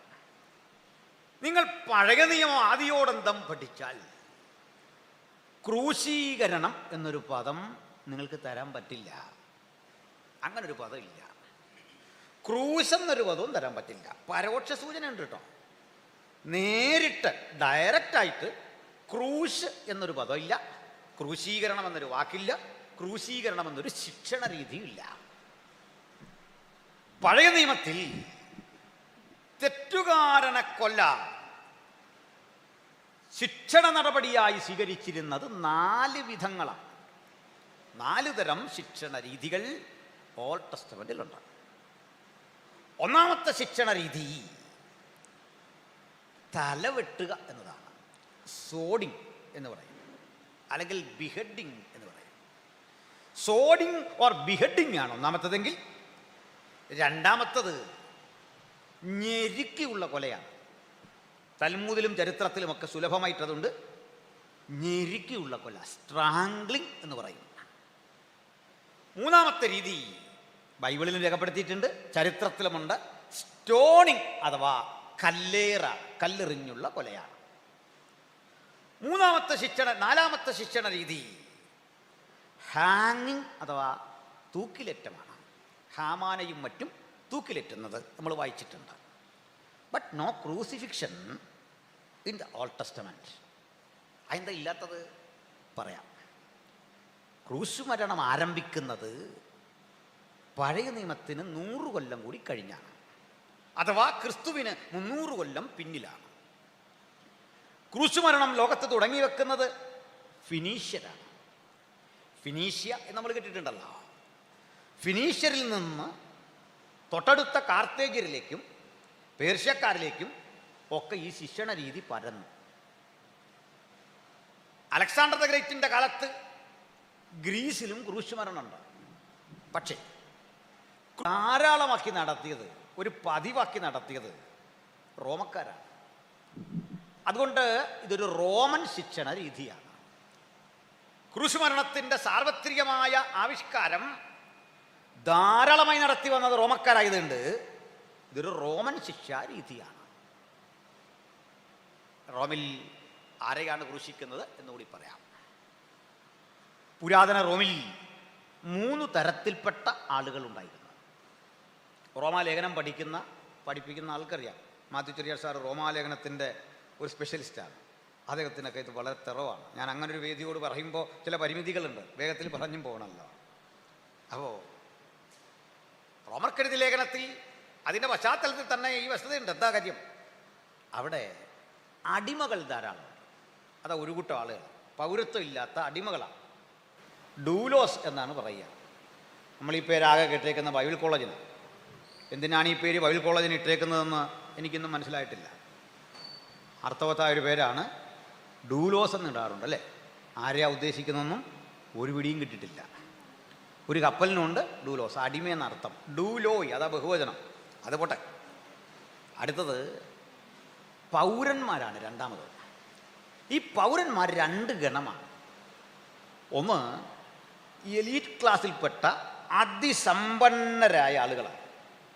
അതിസമ്പന്നരായ ആളുകൾ വേണ്ടി വന്നാൽ റോമിലെ നാട്ടുരാജാക്കന്മാർക്ക് കൂടി പണം കൊടുത്ത് സഹായിക്കാൻ കഴിയുന്ന തരത്തിലെ സമ്പന്നരാണ്. എന്ന് വെച്ചാൽ രത്നവ്യാപാരികൾ, കപ്പൽ പ്രമാണിമാർ, വലിയ സ്വത്തിൻ്റെ ഉടമകളാണ് ഇതിൽ പെട്ടത്. അവരിലെ അടുത്ത വിഭാഗം സമ്പന്നരാണ്, പക്ഷേ ഇവരോളം വരില്ല. അവർക്കും ഈ പൗരത്വം കിട്ടും. നിശ്ചിത തുക റോയൽറ്റിയായി ഗവർണർമാർക്കുമൊക്കെ കൊടുക്കണം. ഈ പൗരത്വം ഒത്തിരി പ്രിവിലേജ് ഉള്ളതാണ്. ഒത്തിരി പ്രിവിലേജ്. ആ പ്രിവിലേജസ് എല്ലാം പറയാനൊന്നും നമുക്ക് നേരമില്ല. വളരെ പരിഗണനകൾ ആ പൗരത്വത്തിനുണ്ട്. ആ പൗരത്വം നേടിയ ആളാ പൗലൂസ്. ആ ഉന്നത പൗരത്വത്തിനൊരു പേര് പറയും, പെട്രീഷ്യൻസ്. ഉന്നത പൗരനെ വിളിക്കുന്ന പേരാ പെട്രീഷ്യൻ. തൊട്ടു താഴെ വരുന്ന പൗരനെ വിളിക്കുന്ന പേരാ പ്ലീബിയൻ. തൊട്ടു താഴെ എന്ന് പറഞ്ഞാലും ഭയങ്കര അന്തരമാണ്. പ്ലീബിയൻ ഒത്തിരി പദവികളുണ്ടെങ്കിലും പെട്രീഷ്യനൊപ്പം വരില്ല. അവിടേക്ക് എത്തിച്ചേരാൻ പ്രയാസമാണ്. അതാണൊരു വിചാരണ കോടതിയിൽ വെച്ച് മജിസ്ട്രേറ്റ് പറയുകയാണ്, ഞാൻ ഏറിയ ദ്രവ്യം കൊടുത്ത് അത് വാങ്ങി. അതിൽ പ്ലീബിയനായിരുന്നു, ഇപ്പോൾ പെട്ടീഷനായിരുന്നു. അവിടെ സെയിൻറ്റ് പോൾ പറയുന്നത്, ഞാനോ അങ്ങനെ തന്നെ ജനിച്ചിരിക്കുന്നു, പെട്രീഷ്യനാണ്. ഇതിൽ ഒരു പെട്രീഷ്യൻ്റെ അഭിമാനം എന്ന് പറയുന്നത് അടിമയുടെ എണ്ണമായിരുന്നു. നമുക്ക് വണ്ടി എത്ര ഉണ്ട്, അതുപോലെ എത്ര ഏക്കർ സ്ഥലമുണ്ടെന്നൊക്കെ പറയുന്ന പോലെയാണ് എത്ര അടിമയുണ്ട്. അടിമയുടെ എണ്ണം പെരുകി വന്നു. അടിമയുടെ എണ്ണം പെരുകി കുറേ കഴിഞ്ഞത് നഷ്ടമായി. അടിമയുടെ പഴയ വില ഇടിഞ്ഞു. അത് താഴേക്ക് വരാൻ തുടങ്ങി. എണ്ണം പെരുകി, ആവശ്യക്കാർ കുറഞ്ഞു. എനിക്ക് 100 അടിമയുണ്ട്, 50 അടിമയുണ്ടെന്ന് പറയുന്നത് പണ്ട് പ്രിവിലേജിൻ്റെ ഭാഗമായിരുന്നു. സമൂഹത്തിലൊക്കെ എൻ്റെ സ്വീകാര്യതയുടെ ഭാഗമായിരുന്നു, സ്റ്റാറ്റസ് സിമ്പലായിരുന്നു. പക്ഷേ ഇത്രയും പേരെ തീറ്റിപ്പോയിട്ടുണ്ടേ, വലിയ പാട്. അങ്ങനെ വരുമ്പോൾ പ്രായമുള്ളവരുടെ കാര്യമാണ് പ്രശ്നം. പ്രായമുള്ളവരെയൊക്കെ കൈകാര്യം ചെയ്യാൻ നമുക്കിന്ന് എത്രയോ സ്ഥാപനങ്ങളുണ്ടല്ലേ. അവിടെ അങ്ങനൊന്നുമില്ല. അപ്പനെ അമ്മയൊക്കെ കൊണ്ട് തള്ളുന്ന ഡംപിങ് യാർഡുകളൊക്കെ നമ്മുടെ നാട്ടിൽ, നമ്മുടെ സമൂഹത്തിൽ ഇഷ്ടം പോലെ ഉണ്ട്. പക്ഷെ അന്ന് അതല്ല സ്ഥിതി. ഈ പ്രായമുള്ള അടിമയെ കൈകാര്യം ചെയ്യാൻ വയ്യ. അതിന് ഇയാളെ എവിടെങ്കിലും ഏകാന്ത ദ്വീപിൽ കൊണ്ട് തട്ടും. പണിയെടുക്കാനാന്ന് പറഞ്ഞ് കപ്പലിൽ കൊണ്ടുവന്ന അവിടെ കിടന്ന് മരിയും. ക്രൂര പീഡയാണ്. എടുക്കാൻ വയ്യാത്ത കൽക്കരിക്കനിയുടെ ചുമടുകളും ഒക്കെ തലയിൽ വെച്ചു കൊടുക്കും. അങ്ങനെ കിടന്ന് മരിച്ചു. ഇത് അടിമകൾക്കുള്ളിൽ ഒരു ഫ്രസ്ട്രേഷൻ ഉണ്ടാക്കി, വലിയൊരു നിരാശ. അവർ സംഘടിച്ചു. തരം കിട്ടുമ്പോഴൊക്കെ യജമാനനെ ആക്രമിക്കും. ഒടുക്കം അംഗസംഖ്യ കൂടിയപ്പോൾ ആക്രമണം ശക്തിപ്പെട്ട് പെട്രീഷ്യൻസ് ദുർബലരായി. പ്ലീബിയൻസ് വിഭജിക്കപ്പെട്ട് നിന്നതുകൊണ്ട് അടിമകൾ ശക്തിപ്പെട്ടു. അല്ലാത്ത പ്രശ്നം. അടിമകൾ കൊടും ക്രിമിനലുകളായി മാറി. വിദ്യാഭ്യാസമില്ല, വിവരമില്ല, വിവേകമില്ല, അംഗസംഖ്യ കൂടുതൽ, ആരോഗ്യ ദൃഢഗാത്രന്മാർ. അവർ വല്ലാത്ത ക്രിമിനൽ വൽക്കരണം ശക്തിപ്പെട്ടപ്പോൾ ഇവർക്ക് കൊടുത്ത ശിക്ഷയാണ് ക്രൂശ് മരണം. നിസാരകുറ്റത്തിനല്ല കൊടുക്കുന്നത്. യജമാനന്റെ സ്ത്രീകളെ പീഡിപ്പിക്കുക, അവരെ കുഞ്ഞുങ്ങളെ കൊല്ലുക, തരം കെട്ടിയ യജമാനനെ നിഷ്കരുണം കൊല്ലുക. ഈ തെറ്റിനെ ആവർത്തിക്കാതിരിക്കാൻ ഇയാൾ ചെയ്ത കുറ്റസംഗതി ക്രൂശിൽ കുറിച്ചു വെച്ചിട്ട് വഴിയോരത്ത് ക്രൂശിക്കും. എന്തിനാ? വഴിപോക്കരൊക്കെ കാണണം. കുറ്റം ചെയ്യുന്നവനുള്ള അധർമ്മിക്കുള്ള ശിക്ഷ ഇതാണ്. ഇത്ര ഭീകരമാണ്. അപ്പം നിങ്ങൾക്ക് മനസ്സിലായോ? നമ്മുടെ കർത്താവിനെ അധർമ്മികളുടെ കൂടെ എണ്ണി. സ്ത്രീപീഡകനൊപ്പം, കൊടും ക്രിമിനലിനൊപ്പം നമ്മുടെ കർത്താവിനെ എണ്ണി. പക്ഷെ ഒരു കാര്യം, ഈ കൊടും ക്രിമിനൽ വൽക്കരണം പെരുകുന്ന ഘട്ടത്തിൽ ഈ ക്രൂശ് മരണം ഒരു ശാന്തത വരുത്തും. എന്താ കാര്യം? ഒരുത്തനെ ക്രൂശിച്ചു കഴിഞ്ഞാൽ നാട്ടിൽ വാർത്ത പരക്കും, ഒരുത്തനെ ക്രൂശിച്ചു. ഇത് കാണാൻ ആൾ വരും, കാരണം ഈ ബോഡി അവിടെ കിടക്കുക. കാണാൻ വരുന്നവരൊക്കെ ഈ കുറ്റസംഗതി ഒന്ന് വായിക്കും. വായിച്ചിട്ട് ഈ പാപത്തെ ശപിക്കും, ഈ കുറ്റത്തെ ശപിക്കും. അവിടെ വല്ലാത്ത ദുർഗന്ധമാണ്, പാപത്തിൻ്റെ ദുർഗന്ധമാണ് അവർ പറയുന്നത്. എൻ്റെ മക്കളോട് പറഞ്ഞു കൊടുക്കും, അടിമകൾ, കുഞ്ഞേ, ഇത് കൊടും കുറ്റവാളിക്കുള്ള ശിക്ഷയാണ്, കുറ്റം ആവർത്തിക്കരുത്. ഇത് ഭയപ്പെടുത്തുന്ന ആയുധമാണ് ക്രൂശ്. അതുകൊണ്ട് മുന്നറിയിപ്പാ ക്രൂശ്, അത് ഭയപ്പെടുത്തും. അതുകൊണ്ട് നിനക്കും കുരിശുമരണം കിട്ടും, സൂക്ഷിക്കണം. പിന്നെ കുറേ നാളേക്കൊരു ശാന്തതയാണ്, പേടി കാരണം ആരും തെറ്റയില്ല. അല്പം കഴിഞ്ഞ് വീണ്ടും പഴയതുപോലെ ആകും. ഈ ഷുഗറുള്ള ആൾ ഈ ചായ നിർത്തുന്ന പോലെ ഉള്ളൂ ഈ പറഞ്ഞു വരുന്നത്. ഐസ്ക്രീമൊക്കെ നിർത്തുന്ന പോലെ ഉള്ളൂ, വീട്ടിൽ കഴിക്കുകയല്ലെന്നേ ഉള്ളൂ. കല്യാണത്തിന് പോയിട്ട് ആ കുറവെല്ലാം നികത്തിയാണ് പിന്നെ ഇങ്ങോട്ട് വരുന്നത്. ഇതുപോലെയാണ് അടക്കി വെച്ച ഈ അച്ചടക്കം. ഇത്രേ ഉള്ളൂ, തൽക്കാലം ഒരു സമാധാനം, പിന്നെ കിട്ടൂല. പക്ഷെ ഒരിക്കലായി ഒരുവൻ ക്രൂശിക്കപ്പെട്ടപ്പോൾ മുഴു ലോകത്തിനും സമാധാനം. ഇതാ സുവിശേഷത്തിൻ്റെ വ്യത്യാസം. Hallelujah, praise the Lord. അതുകൊണ്ട് അതിൻ്റെ ഒരു അല്പ വിശദീകരണം കൂടി സമയബന്ധിതമായി ഞാൻ പറഞ്ഞ് നിർത്തിക്കൊള്ളാം. മനസ്സിലാകുന്നുണ്ടല്ലോ? ഞാൻ ഈ മലബാറിൽ വളർന്ന ഒരു മനുഷ്യനാണ്. എൻ്റെ ഭാഷയൊക്കെ ഇങ്ങനെ വരുന്നതുകൊണ്ട് മാറി മാറി വരുന്നുണ്ട്. അതുകൊണ്ട് നിങ്ങൾക്ക് ഗ്രഹിക്കാനുള്ള പ്രയാസമൊന്നും വേണ്ട, ശാന്തമായിട്ട് നമുക്കത് പറഞ്ഞ് ബോധ്യപ്പെടുത്താം. ഞാൻ ഈ നാട്ടുകാരനാണ്, പക്ഷേ വളർന്നല്ല അവിടെ ഉണ്ട്. നമ്മൾ അവിടുത്തുകാരനായിട്ട് അറിയാതെ ഇനി വരും ഭാഷ. അപ്പോൾ മലയാളത്തിൽ അങ്ങനൊരു മനസ്സിലാക്കാനുള്ള ബുദ്ധിമുട്ട് വന്നാൽ ഇപ്പോൾ അത് ഞാൻ കുറച്ച് വരുന്നുണ്ട്, ശ്രദ്ധിച്ചാൽ മതി. നമുക്ക് മുമ്പോട്ട് പോകാം. ഈ ക്രൂശ് മരണത്തോട് ബന്ധപ്പെട്ട് ഒന്ന് രണ്ട് കാര്യങ്ങൾ കൂടി പറയാം. ചില തെറ്റിദ്ധാരണയെ മാറ്റിക്കോണം. ഈ ആണിയടിക്കുന്ന ഒരിക്കലും കൈവെള്ളയിലല്ല. നമ്മുടെ തന്നെ ചൗരിമാർ പലരും ദർശനം കണ്ടിട്ട് പറയാറുണ്ടല്ലോ, ഞാൻ കർത്താവിനെ കണ്ടു. എങ്ങനെയായിരുന്നു? ആ കയ്യിൽ നിന്ന് ഒഴുകിയ പുണ്യാക രക്തം ആ കൈ കൊണ്ട് തന്നെ തൊട്ടു. അപ്പം നമ്മൾ ചോദിച്ചാൽ മതി, മുറിവ് എവിടായിരുന്നു ചോദിച്ചാൽ ഇവിടാന്നറിഞ്ഞാൽ ഓർത്തോണം, ദർശനം കറക്റ്റ് അല്ല. ഹാലൂസിനേഷനോ അല്ലെ ചുമ്മാ പറഞ്ഞതോ ഒക്കെ ആയിരിക്കാം. ഇങ്ങനെ ദർശനം കാണത്തില്ലെന്നൊന്നും എനിക്ക് അഭിപ്രായമില്ല. യേശുവിനെ കാണാമെന്നൊക്കെ വിശ്വസിക്കുന്ന ഒരാളാണ്, ഞാൻ കണ്ടിട്ടില്ല. പക്ഷേ ദർശനം കാണുന്നവരുണ്ട്, ഇല്ലെന്നൊന്നുമില്ല. പക്ഷേ മുറിവ് ഇവിടല്ല, അവിടെ അല്ല. പിന്നെ എങ്ങനെയാണ്? പറയാം. കഴിഞ്ഞാലുടൻ ഈ നിർഭാഗ്യവാനെ മലർത്തിക്കിടത്തി കൈകാലികൾ വലിച്ച് ഇവരെ പിടിച്ചിട്ട് അപ്പോത്തിക്കരി എന്ന് വിളിക്കുന്ന വൈദ്യൻ വരണം, ഡോക്ടർ. അയാൾ അനവധി നേരത്തെ പരിശ്രമത്തിൻ്റെ ഫലമായി ആണിയിറക്കാനുള്ള സ്ഥലം മഷി കൊണ്ട് അടയാളപ്പെടുത്തണം. അതിവിടെ ആയിരിക്കണം, ഈ പരിസരത്ത് എവിടെങ്കിലും. അതിന് മണിബന്ധം എന്ന് മലയാളത്തിൽ പറയും, റിസ്റ്റ് എന്ന് ഇംഗ്ലീഷിൽ പറയും. ഇവിടെ വേണം. എന്തിനാണെന്ന് അറിയണ്ടേ? ഇതിലേക്കുള്ള ആണി കൂടി പറയാം. അഗ്ര ഉരുണ്ടിരിക്കുന്ന, മറുഭാഗം മുനയുള്ള, നടുഭാഗം ചതുരാകൃതിയിലുള്ള ആണി, ചതുര വടിവുള്ള ആണി. അഗ്രം മുനയാണ്, അങ്ങേ ഭാഗം ഉരുണ്ടിരിക്കും, നമ്മുടെ വണ്ടിയുടെ ഗിയറൊക്കെ പോലെ. ഈ സാധനം കൊണ്ടുവന്നിട്ട് വൈദ്യരാണ് കുത്തിത്തുളച്ച് കയറ്റിത്തരും. നമ്മൾ കെട്ടി നോക്കൂല, അദ്ദേഹം കുത്തിത്തുളച്ച് അപ്പുറത്ത് കടന്നാലുടൻ ഇതൊന്ന് തിരിക്കും. ആദ്യം ചീറ്റുന്ന രക്തം ഒഴിച്ചാൽ പിന്നെ രക്തം വരത്തില്ല. യേശുവിൻ്റെ രക്തം അവസാന തുള്ളിയും പുറത്തു പോയി, കാരണം സമയമുണ്ടെങ്കിൽ പറയാം. എന്നിട്ടാണ് ആണി അടിച്ച് ചുറ്റികക്കടിച്ച് കുരിശോട് ചേർക്കുന്നത്. കാലും ഇതുപോലെ വലിച്ചിട്ട് കാലിൻ്റെ മടക്കിന് കൃത്യം മഷിയിട്ടിരിക്കുന്ന ഭാഗത്ത് തന്നെ കൃത്യമാണി തുളച്ച് കെട്ടിയിട്ട് അടിച്ചിറക്കും. ഇതാണ് ക്രൂശ് മരണത്തിൻ്റെ രീതി. ഈ ആണി കയറ്റി തിരിച്ചു കഴിഞ്ഞാലുടൻ ഞരമ്പ് കെട്ടുകൾ ശരീരത്തിലേക്കുള്ള രക്തപ്രവാഹം നിൽക്കും. വൈദ്യശാസ്ത്രം പഠിച്ച കുഞ്ഞുങ്ങൾക്കറിയാം, ഈ നമ്മൾ പാസ്റ്റർമാരധികം ശാസ്ത്രമൊന്നും പറയാതിരിക്കാന്നല്ല, നമുക്ക് പറയാൻ ഒത്തിരി കാര്യങ്ങൾ വേറെ ഉണ്ടല്ലോ അല്ലേ.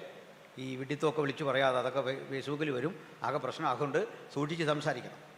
അതുകൊണ്ട് ഇത് കുത്തിക്കയറ്റി തിരിക്കുമ്പോഴേക്ക് നമ്മുടെ ഞരമ്പുകളെല്ലാം കൂടെ സ്തംഭിച്ചിട്ട് ബ്ലഡ് സർക്കുലേഷൻ കുറയും. ഇത്രയും ഞാൻ പറയാൻ കാരണം അത് സാമാന്യ ബുദ്ധി കൊണ്ട് മനസ്സിലാക്കാവുന്ന കാര്യമായതുകൊണ്ടാണ്. ഇനി ശരീരത്തിലേക്ക് ആവശ്യത്തിന് ഓക്സിജൻ കിട്ടാതെ വരുമ്പോൾ കാർബൺ ഡൈ ഓക്സൈഡ് വൻതോതിൽ ഡെപ്പോസിറ്റ് ചെയ്യപ്പെടും. മനുഷ്യനും കറുത്ത് കരിവാളിച്ച് ഒരു ബീഭത്സരൂപമായി അവിടെ കിടക്കും.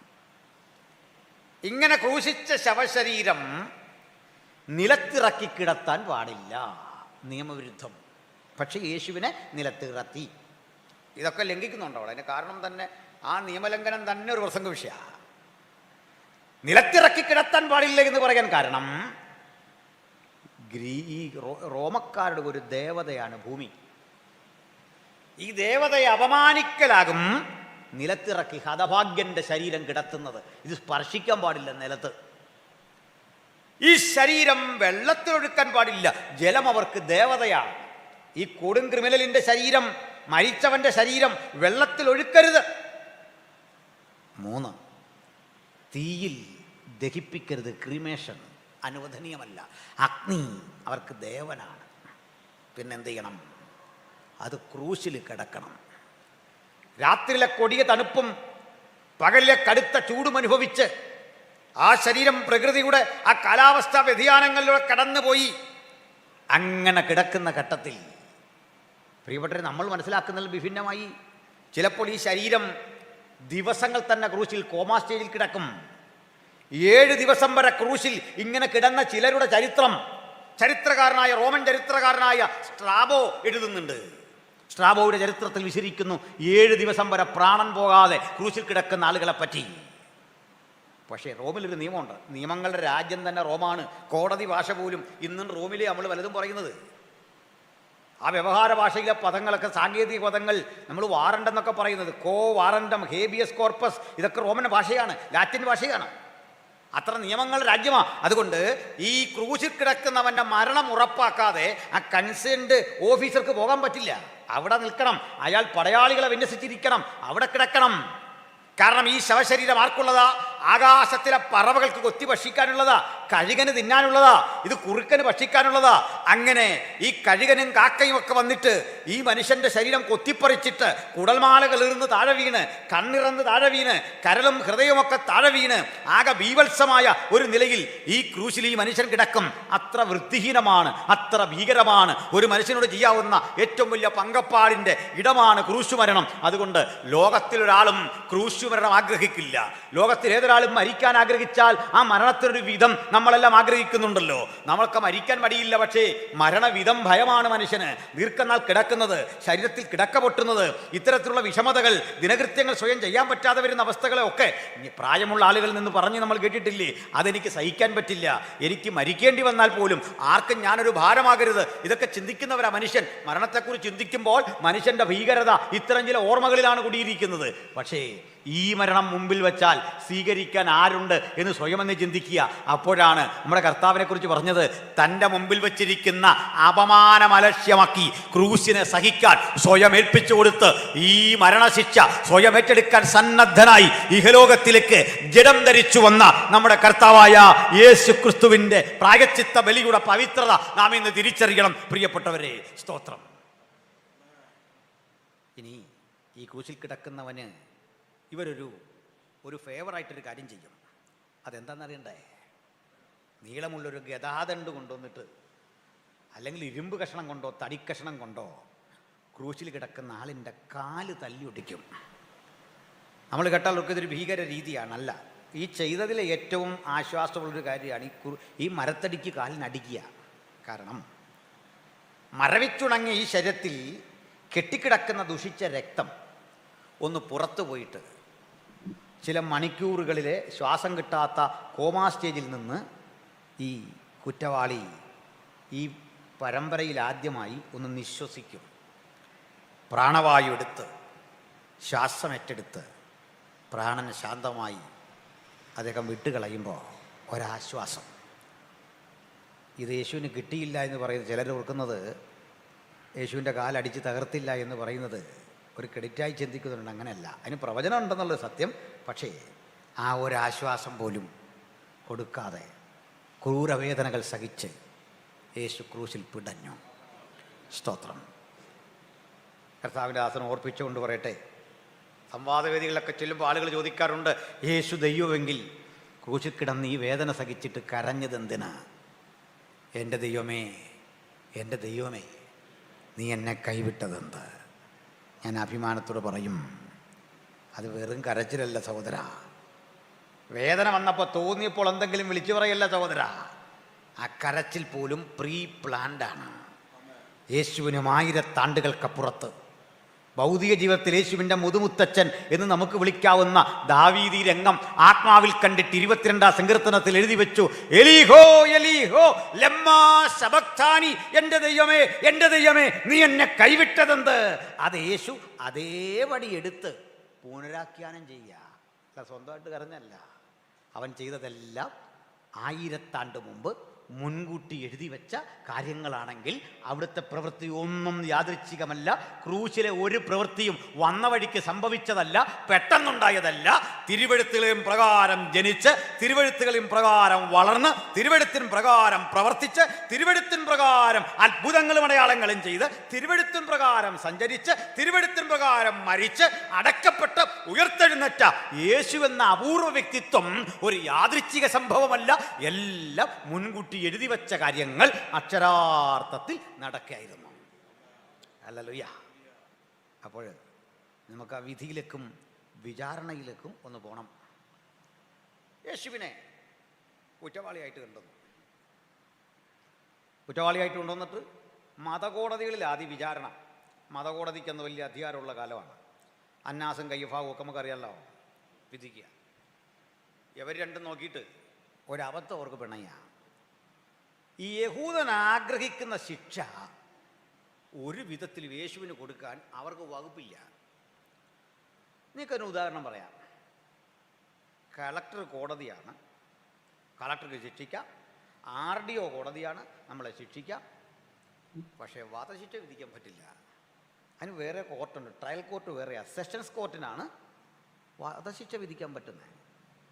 ഒരു കളക്ടർ ഇന്ന് വരെ വധശിക്ഷ വിധിച്ചിട്ടില്ല. RDOക്ക് പറ്റില്ല. എക്സിക്യൂട്ടീവ് മജിസ്ട്രേറ്റ് അവർ, ഡിസ്ട്രിക്ട് മജിസ്ട്രേറ്റൊക്കെയാണ്. പക്ഷേ ഇത് കോർട്ട് വേറെയാണ്. ജൂറിസ്ഡിക്ഷനിൽ പെടാത്ത കാര്യം ചെയ്യാൻ പറ്റില്ല. അങ്ങനെയാണ്. സിവിൽ കോടതിക്ക് വധശിക്ഷ വിധിക്കാൻ പറ്റില്ല. മറ്റൊരു കോടതി CJMന് പോലും പറ്റില്ല. വധശിക്ഷ നേരെ പോകുന്ന അങ്ങോട്ടാ സെഷൻസ് കോടതിക്കാണ്. അങ്ങോട്ട് പോകും. അവിടെ ഈ കേസ് എടുക്കുന്ന തന്നെ. ഇതൊരു മതകോടതിയാണെന്നേ. നിങ്ങൾക്ക് കൊല്ലാൻ പറ്റും, പക്ഷേ കല്ലെറിഞ്ഞു കൊന്നോണം. മതം പറയുന്ന പോലെ കല്ലെറിഞ്ഞു കൊന്നോണം. മതം പറയുന്ന പോലെ തലയെറുത്ത് കൊന്നോണം. ആവശ്യം ക്രൂശിക്കുക എന്നുള്ളതാ വകുപ്പില്ല. അതവർ തള്ളിക്കളഞ്ഞു. നേരെ പറഞ്ഞു പോയി പീലാത്തോസിൻ്റെ അടുത്തോട്ട്. പീലാത്തോസ് ഗവർണറാണ്. ഈ പണ്ടും പണിയില്ലാതെ ഒത്തിരി ആളുകൾ ജീവിച്ചിരിപ്പുണ്ടായിരുന്നു. ഒരു ജോലിയില്ലാത്ത ആളുകൾക്ക് ഇത്തരം ചില ജോലികൾ അന്നും ഉണ്ടായിരുന്നു. അപ്പോൾ അതിലൊരു കക്ഷിയായിരുന്നു ഈ പീലാത്തോസ്. ഇദ്ദേഹം ആരാന്നറിയണ്ടേ? റോമിലെ സ്വന്തം ആളാണ്. ഇയാൾ റോമക്കാരനാണ്, യഹൂദനല്ല. ഇനി ഹെരോദാവുണ്ട് അപ്പുറത്ത് രാജാവ്. അയാൾ നാട്ടുരാജാവാണ്. അയാൾ യഹൂദനുമല്ല, റോമക്കാരനുമല്ല. നമ്മുടെ ഏശാവിൻ്റെ വംശാവലിയിലെ കൊച്ചുമോനാണ്. ഏദോമൈറ്റ്സ ആ സ്റ്റോക്കിൽ പെട്ട ആളാണ് ഹെരോദ. യഹൂദ തത്വജ്ഞാനവും സംഭവമൊക്കെ അറിയാം. യഹൂദന്മാരുടെ മതപ്രകാരമുള്ള അറിയാം. റോമൻ നിയമം അറിയാം. രണ്ടും അറിയാവുന്ന കംഫർട്ടബിളായൊരു കോടതിയാണ്. രണ്ടും വിധിക്കാം. പീലാത്തോസ് അദ്ദേഹത്തെക്കുറിച്ച് ചരിത്രം പറയുന്നത് നല്ലൊരു മദ്യപാനിയാണ്. അതുകൊണ്ട് ഈ കേസുകളൊന്നും പുള്ളി എടുക്കുകയില്ല. ഉരുതപ്പെട്ട കേസൊക്കെ വിടും. പക്ഷേ യേശുവിനെ പറ്റി ധാരാളം കേട്ടിട്ടുണ്ട്. ഇന്ന് കാണാനൊക്കെ ആഗ്രഹിച്ചിരിക്കുമ്പോൾ ജനം മുമ്പോട്ട് കൊണ്ടുവന്നു. പുള്ളി ഇതെല്ലാം കേട്ടേച്ച് പറഞ്ഞു, ഇത് ഹെരോദാവിൻ്റെ അടുത്ത് വിടും. ഇവർ തമ്മിൽ അധികാരത്തർക്കം നിലനിൽക്കുന്ന കാലത്ത് എൻ്റെ അധികാരം അംഗീകരിച്ചല്ലോ, എന്നെ രാജാവായിട്ട് വിശ്വസിച്ചല്ലോ, ഓക്കെ. അദ്ദേഹം താഴേക്ക് വിട്ടു. പീലാത്തോസിൻ്റെ അടുത്തുണ്ടാവും. പീലാത്തോസിൻ്റെ സന്തോഷം, സുപ്രീം അതോറിറ്റി എനിക്കാന്ന് അവൻ സമ്മതിച്ചല്ലോ. താഴെ വന്നു. പീലാത്തോസ് കാര്യങ്ങളെല്ലാം മനസ്സിലാക്കി. ചോദിക്കുമ്പോൾ എന്താ ഇവൻ്റെ കുറ്റം? ആ കുറ്റം അവൻ നികുതി അടയ്ക്കുകയില്ല. നികുതി അടയ്ക്കാത്ത കുറ്റത്തിന് ക്രൂശിക്കാൻ പറ്റുമോ? ഹെൽമെറ്റ് ഇല്ലാതെ യാത്ര ചെയ്താൽ 6 വർഷം കഠിനാടകം ചെയ്യാൻ പറ്റുമോ? ഹെൽമെറ്റ് വെച്ചോണം, അത് വേറെ കാര്യം. എൻ്റെ 500 രൂപ ഇന്നും പോയി. അതുകൊണ്ട് പറഞ്ഞാൽ ഹെൽമെറ്റല്ല വേറെയാ കാരണം. അപ്പോൾ വളരെ സൂക്ഷിച്ചോണം. പക്ഷേ അതിനെ കൊല്ലാനൊന്നും ഒക്കത്തില്ലെന്നേ. സീറ്റ് ബെൽറ്റ് ഇല്ലാതെ യാത്ര ചെയ്യുമെന്ന് പറഞ്ഞ് പിടിച്ച് ജയിലിടുമൊന്നുമില്ല. അതിനാ ഞാൻ പിള്ളേരോട് പറഞ്ഞത്, ഹെൽമെറ്റ് ഇല്ലെന്ന് പറഞ്ഞ് നിങ്ങൾ ഈ വണ്ടിക്കടി കയറാതെ 500 രൂപ കൊടുത്താൽ മതി, ചാകാതിരിക്കുക. അതിനാ പറഞ്ഞു. അതിനുവേണ്ടി പറഞ്ഞാൽ പോട്ടെ. അപ്പോൾ പറഞ്ഞത് അതിന് ശിക്ഷിക്കാനൊക്കില്ല. ഓഫൻസിൻ്റെ ഗൗരവം അനുസരിച്ചാണ് നമുക്ക് ശിക്ഷ വരുന്നത്. അങ്ങനെയാണ്. പണിഷ്മെൻറ്റ് ഓഫൻസിനെ ആശ്രയിച്ചിരിക്കും. അങ്ങനെയാണെങ്കിൽ നികുതി അടച്ചില്ലെന്ന് പറഞ്ഞു. പക്ഷേ അപ്പോൾ വക്കീൽ ചെവി പറഞ്ഞു കൊടുത്തു, ആ കേസ് നിൽക്കുകയല്ല കേട്ടോ. കാരണം എന്താ, നിങ്ങൾ എന്തോ വിഡിത്തായി പറയുന്നത്, ആ കേസ് നിൽക്കുകയല്ല. എന്താ കാര്യം, യേശുവും 10 ദിവസം കഴിഞ്ഞ ആഴ്ചയല്ലേ ടാക്സ് അടച്ചേ, കണ്ടില്ലേ മത്സ്യത്തിൻ്റെ വായിലെ ചതുർദ്രഹ്മ പണം കൊണ്ട് കടം വീടി രസീത് എടുത്തുകൊണ്ട് കാണിച്ചാൽ തീർന്നു. അത് വെക്കല്, വാദം വെക്കരുത്. അത് വിട്ടു. ഒരാൾ പറഞ്ഞു, സാറേ ഇവൻ ദൈവപുത്രനാണെന്ന് പറഞ്ഞു. ഈ കേസ് പണ്ടേ പോവും. കാരണം ദൈവപുത്രനാണെന്ന് പറഞ്ഞില്ലേല കേസ്. കാരണം ദൈവങ്ങൾക്കൊരു പഞ്ഞമില്ലാത്ത സ്ഥലത്ത് ഒരാളുടെ പുതുതായിട്ട് ദൈവമാണെന്ന് പറഞ്ഞാൽ അതിനെന്തുവാ കേസ്? നീ ആരാധിക്കേണ്ട വിഷയം തീർന്നില്ലേ? അത് നീക്കിയല്ല. ഒത്തിരി ആയപ്പോൾ പീലാത്തോസ് ചെലവ് സഹിതം കോടതി കേസ് തള്ളണ്ട. പീലാത്തോസ് അവസാനം പറഞ്ഞു, ഇത്തരം കാര്യങ്ങളൊക്കെ ഈ കോർട്ടിൽ കൊണ്ടുവരാതെ കൊണ്ട് നിങ്ങളുടെ മതാചാരപ്രകാരം വിധിപ്പിക്കും. ഞാനൊരു വാക്ക് രസകരമായതും അപ്പോൾ തന്നെ ചിന്തിക്കാവുന്നതുമായ ഒരു കാര്യം പറയാം. എനിക്ക് അറിവുള്ള കാര്യമാണ്, വിശേഷിച്ച് നമ്മുടെ മുതിർന്ന ആളുകൾക്ക് അറിയാം. ഞാനൊരു മാധ്യമപ്രവർത്തനം കൂടി ആയതുകൊണ്ട് കിട്ടിയ ഒരു അറിവിൽ പറയുന്ന കാര്യമാണ്. നമ്മുടെ തന്നെ ഒരു പ്രമുഖ സഭയുടെ ഒരു കേസ് പോലീസ് സ്റ്റേഷനാണ്, സർക്കിളിൻ്റെ അടുത്ത് വന്നു. സർക്കിളൊരു ഹിന്ദുവായ നല്ലൊരു സഹോദരനാണ്. അപ്പോൾ ഒരു ചർച്ചിൻ്റെ 2 സെൻറ്ററുകൾ തമ്മിലുള്ള കേസാണ്. അപ്പോൾ ഒരു ചർച്ച് ഓവർലാപ്പ് ചെയ്ത് ഒരു ചർച്ച് അപ്പുറത്ത് കിടക്കുന്ന ഇത്രയും വിഷയമുള്ളൂ. അപ്പോൾ ഈ പുള്ളി സർക്കിളിനോട് പറഞ്ഞു, സാറേ ഇത് പീച്ചി ഡിസ്ട്രിക്റ്റ്, ഇത് തൃശ്ശൂർ ഡിസ്ട്രിക്റ്റ്. തൃശ്ശൂർ ഡിസ്ട്രിക്റ്റും പീച്ചി ഡിസ്ട്രിക്റ്റും. കുറച്ചു നേരം കേട്ടിട്ട് സർക്കിൾ ചോദിച്ചു, ഈ പീച്ചി എന്നാടോ ഡിസ്ട്രിക്റ്റായി? പുള്ളിക്ക് പീച്ചി എന്ന് പറഞ്ഞ ഡിസ്ട്രിക്റ്റ് അറിയില്ല, 14 ജില്ല അറിയാം, ഈ പീച്ചി എന്നാ ഡിസ്ട്രിക്റ്റ് ആയത്? അപ്പോൾ പറഞ്ഞു, ഇത് ഇരിങ്ങാലക്കുട ഡിസ്ട്രിക്റ്റ്. ലാശ് പറഞ്ഞു, ഇറങ്ങിപ്പോടുമെന്ന് പറഞ്ഞു. മാപ്പടിപ്പിച്ച് കൊടുത്തേച്ച് പറഞ്ഞു, താൻ ആ ഡിസ്ട്രിക്റ്റിലായിരുന്നു പഠിച്ചേച്ച് പോകാൻ പറഞ്ഞു, പോകോളാൻ പറഞ്ഞു. ഇത് അവിശ്വാസിയുടെ അടുത്ത് വ്യവഹാരത്തിന് പോകരുതെന്ന് പറഞ്ഞതിൻ്റെ അർത്ഥം പിടികിട്ടിയോ? അവനറിയില്ല ഇതാ കാര്യം, അവരുടെ കുറ്റമല്ല. നമ്മുടെ കേസ് അങ്ങോട്ട് വലിച്ചുകൊണ്ട് പോകല്ലേ, അതാ കാര്യം. അവിടെ നിന്ന് പഠിച്ചു പോട്ടെ. അപ്പോൾ പീലാത്തോസ് എടുക്കൂല ഈ കേസ്. അയാൾ കേസൊക്കെ പഠിച്ചിട്ട് പറഞ്ഞു, കൊണ്ട് നിങ്ങളുടെ മതാചാരപ്രകാരം വിധിക്ക് കൊണ്ടുപോകും. നിങ്ങളുടെ മതം എന്തോ പറയുന്നു അതുപോലെ ചെയ്യും, വിഷയം തീർന്നു. അപ്പോൾ നമ്മൾ പറയാം, അന്യഭാഷ പറയാത്ത ആളിനെ സെക്രട്ടറി ആക്കുകയല്ല. ഇതും കൊണ്ട് കോടതിയിൽ പോയാൽ ഈ അന്യഭാഷ എന്താണെന്ന് ചോദിച്ചാൽ എന്ത് ചെയ്യും? നമ്മളോടൊന്ന് പറയാൻ പറഞ്ഞു കഴിഞ്ഞാൽ എന്ത് ചെയ്യും? മനസ്സിലായോ എൻ്റെ ഗതികേട്? കോടതിക്ക് ഇതൊന്നും അറിയണം, ഇതെന്തോ ഈ വിഷയം. അപ്പോൾ അവൾ അന്യഭാഷ പറഞ്ഞു കഴിയുമ്പോഴേക്ക് കോടതി പറയുക, ഇതാണേ പറയുകയേ വേണ്ടെന്ന് പറയും, ഇതാണേ എങ്ങും പറയണ്ട. അതിൻ്റെ അർത്ഥം വ്യവഹാരത്തിന് പോകല്ല അറിയാത്തിടത്ത് ഇത് പറയണം. പീലാത്തോസ് വിട്ടു. അപ്പോഴേക്കൊരു ബുദ്ധിമാൻ, എല്ലായിടത്തും കാണുമല്ലോ ഒരു കുരുട്ടുകുത്തിക്കാരൻ. ഈ കുരുട്ടുകുത്തിക്കാരനുള്ളത് കൊണ്ടാണ് പ്രസ്ഥാനം നടന്നു പോകുന്നത്, അത് വേറെ കാര്യം, അത് മറക്കല്ലേ. നമ്മൾ പറയില്ലേ, കഴിവുള്ള ആളുകളെ നമുക്ക് കമ്മിറ്റിയിലെടുക്കണം. അതിൻ്റെ അടുത്ത് നമ്മൾ അല്പം കണ്ണിങ് ആയ ആളുകൾ വേണമെന്നാണ് ഫണ്ടുണ്ടാക്കാൻ, മറ്റു പല കാര്യങ്ങൾക്കൊക്കെ കണ്ണിങ് ആയ ആളുകളെയാണ് നമ്മൾ ഈ കഴിവുള്ള ആളെന്ന് പറയുന്നത്. ആണോ നിങ്ങൾ ചിന്തിച്ചാൽ മതി, പോട്ടെ. അപ്പോൾ ഏതായാലും അതിനകത്ത് കഴിവുള്ളൊരു മനുഷ്യൻ എഴുന്നേറ്റ് പറഞ്ഞു, സാറേ എവൻ ദേവാലയം പൊളിച്ചു 3 നാൾ കൊണ്ട് പണിയുമെന്ന് പറഞ്ഞു. സാറേ പീലാത്തോസ് വെള്ളമായിരുന്നു. പുള്ളി പറഞ്ഞു, വിടൂ, പുള്ളി പണിയുമെന്ന് പറഞ്ഞല്ലോ, പിന്നെ എന്തിനാ വിഷമിക്കുന്നത്? അയാൾ അടുത്ത തന്ത്രം പറഞ്ഞു, ഇവൻ രാജാവെന്ന് പറഞ്ഞു. അത് ഗൗരവമുള്ള കാര്യമാണ്, അത് ഗൗരവമാണ്. ആ കേസ് ഫയലെടുത്താട്ടെ. വല്ലതും പറയാനുണ്ടോ?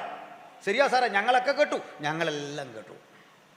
യേശുവിൻ്റെ തലയിൽ മുൾക്കിരീടം വച്ച് ഒരു മേലങ്കി ധരിപ്പിച്ച് അടിച്ച് വികൃത രൂപത്തിലാക്കി കൊണ്ടവിടെ നിർത്തിയിരിക്കുക പ്രതിക്കൂട്ടിൽ. ഇത്രയും ചെയ്തപ്പോഴും നിങ്ങൾ മനസ്സ് ശാന്തമാകുമെന്ന് ഓർത്ത് കൊണ്ട് നിർത്തിയിരിക്കുക. ഈ ഘട്ടത്തിലാണ് ക്വസ്റ്റ്യൻ. പീലാത്തോസ് ചോദിക്കാൻ പോവാ. ഈ കോടതി നിയമത്തിലൊരു പ്രധാന ഭാഗ ഓടി ആർട്ടം പാർട്ടം. വക്കീലന്മാരുണ്ട്, ക്ഷമിക്കണം എൻ്റെ പ്രൊനൗൺസിയേഷൻ കേട്ടിട്ട്. ഒടി ആർട്ടം പാർട്ടം എന്ന് പറഞ്ഞാൽ ഒടിവിലായിരിക്കണം മജിസ്ട്രേറ്റ്. ആർട്ടം പാർട്ടം 2 പക്ഷം പറയുന്നത് കേൾക്കണമെന്ന് മജിസ്ട്രേറ്റ്. ഒരു ഭാഗം കേട്ട് നമ്മൾ വിധി പറയാനായിട്ട് പാടില്ല, 2 ഭാഗത്തിന് ഒടിവിലായിരിക്കണം. അവ പ്രതിയോട് ചോദിക്കാൻ പോവാം. യേശുവിനെ കണ്ടു പീലാത്തോസ്. അടിയറ്റ തിരുത്ത പാടുകളിലൂടെ രക്തമൊഴുകുന്നുണ്ട്. അടിച്ച മുൾക്കിരീടം മുൾത്തറച്ച ഭാഗത്തൂടെ രക്തമൊഴുകുന്നുണ്ട്. വിഷമുള്ളുകൊണ്ട് മടഞ്ഞത്ത കിരീടം തലയിൽ, കയ്യിലൊരു കളിയാക്കുന്ന ചെങ്കോല്, ദേഹത്തൊരു മേലങ്കിയൊക്കെ ധരിപ്പിച്ച് പ്രതിക്കൂട്ടിൽ നിർത്തിയിട്ട് ഉദ്വേഗഭരിതനായൊരു ചോദ്യം. യേസൂസ് ബെൻ യൗസേഫ് നാസറിൻ ഒഹൈ മീ ബെസേലിയൂസ് യേസൂസ്. നസ്രയനായ യേശുവേ, നീ രാജാവാകുന്നുവോ?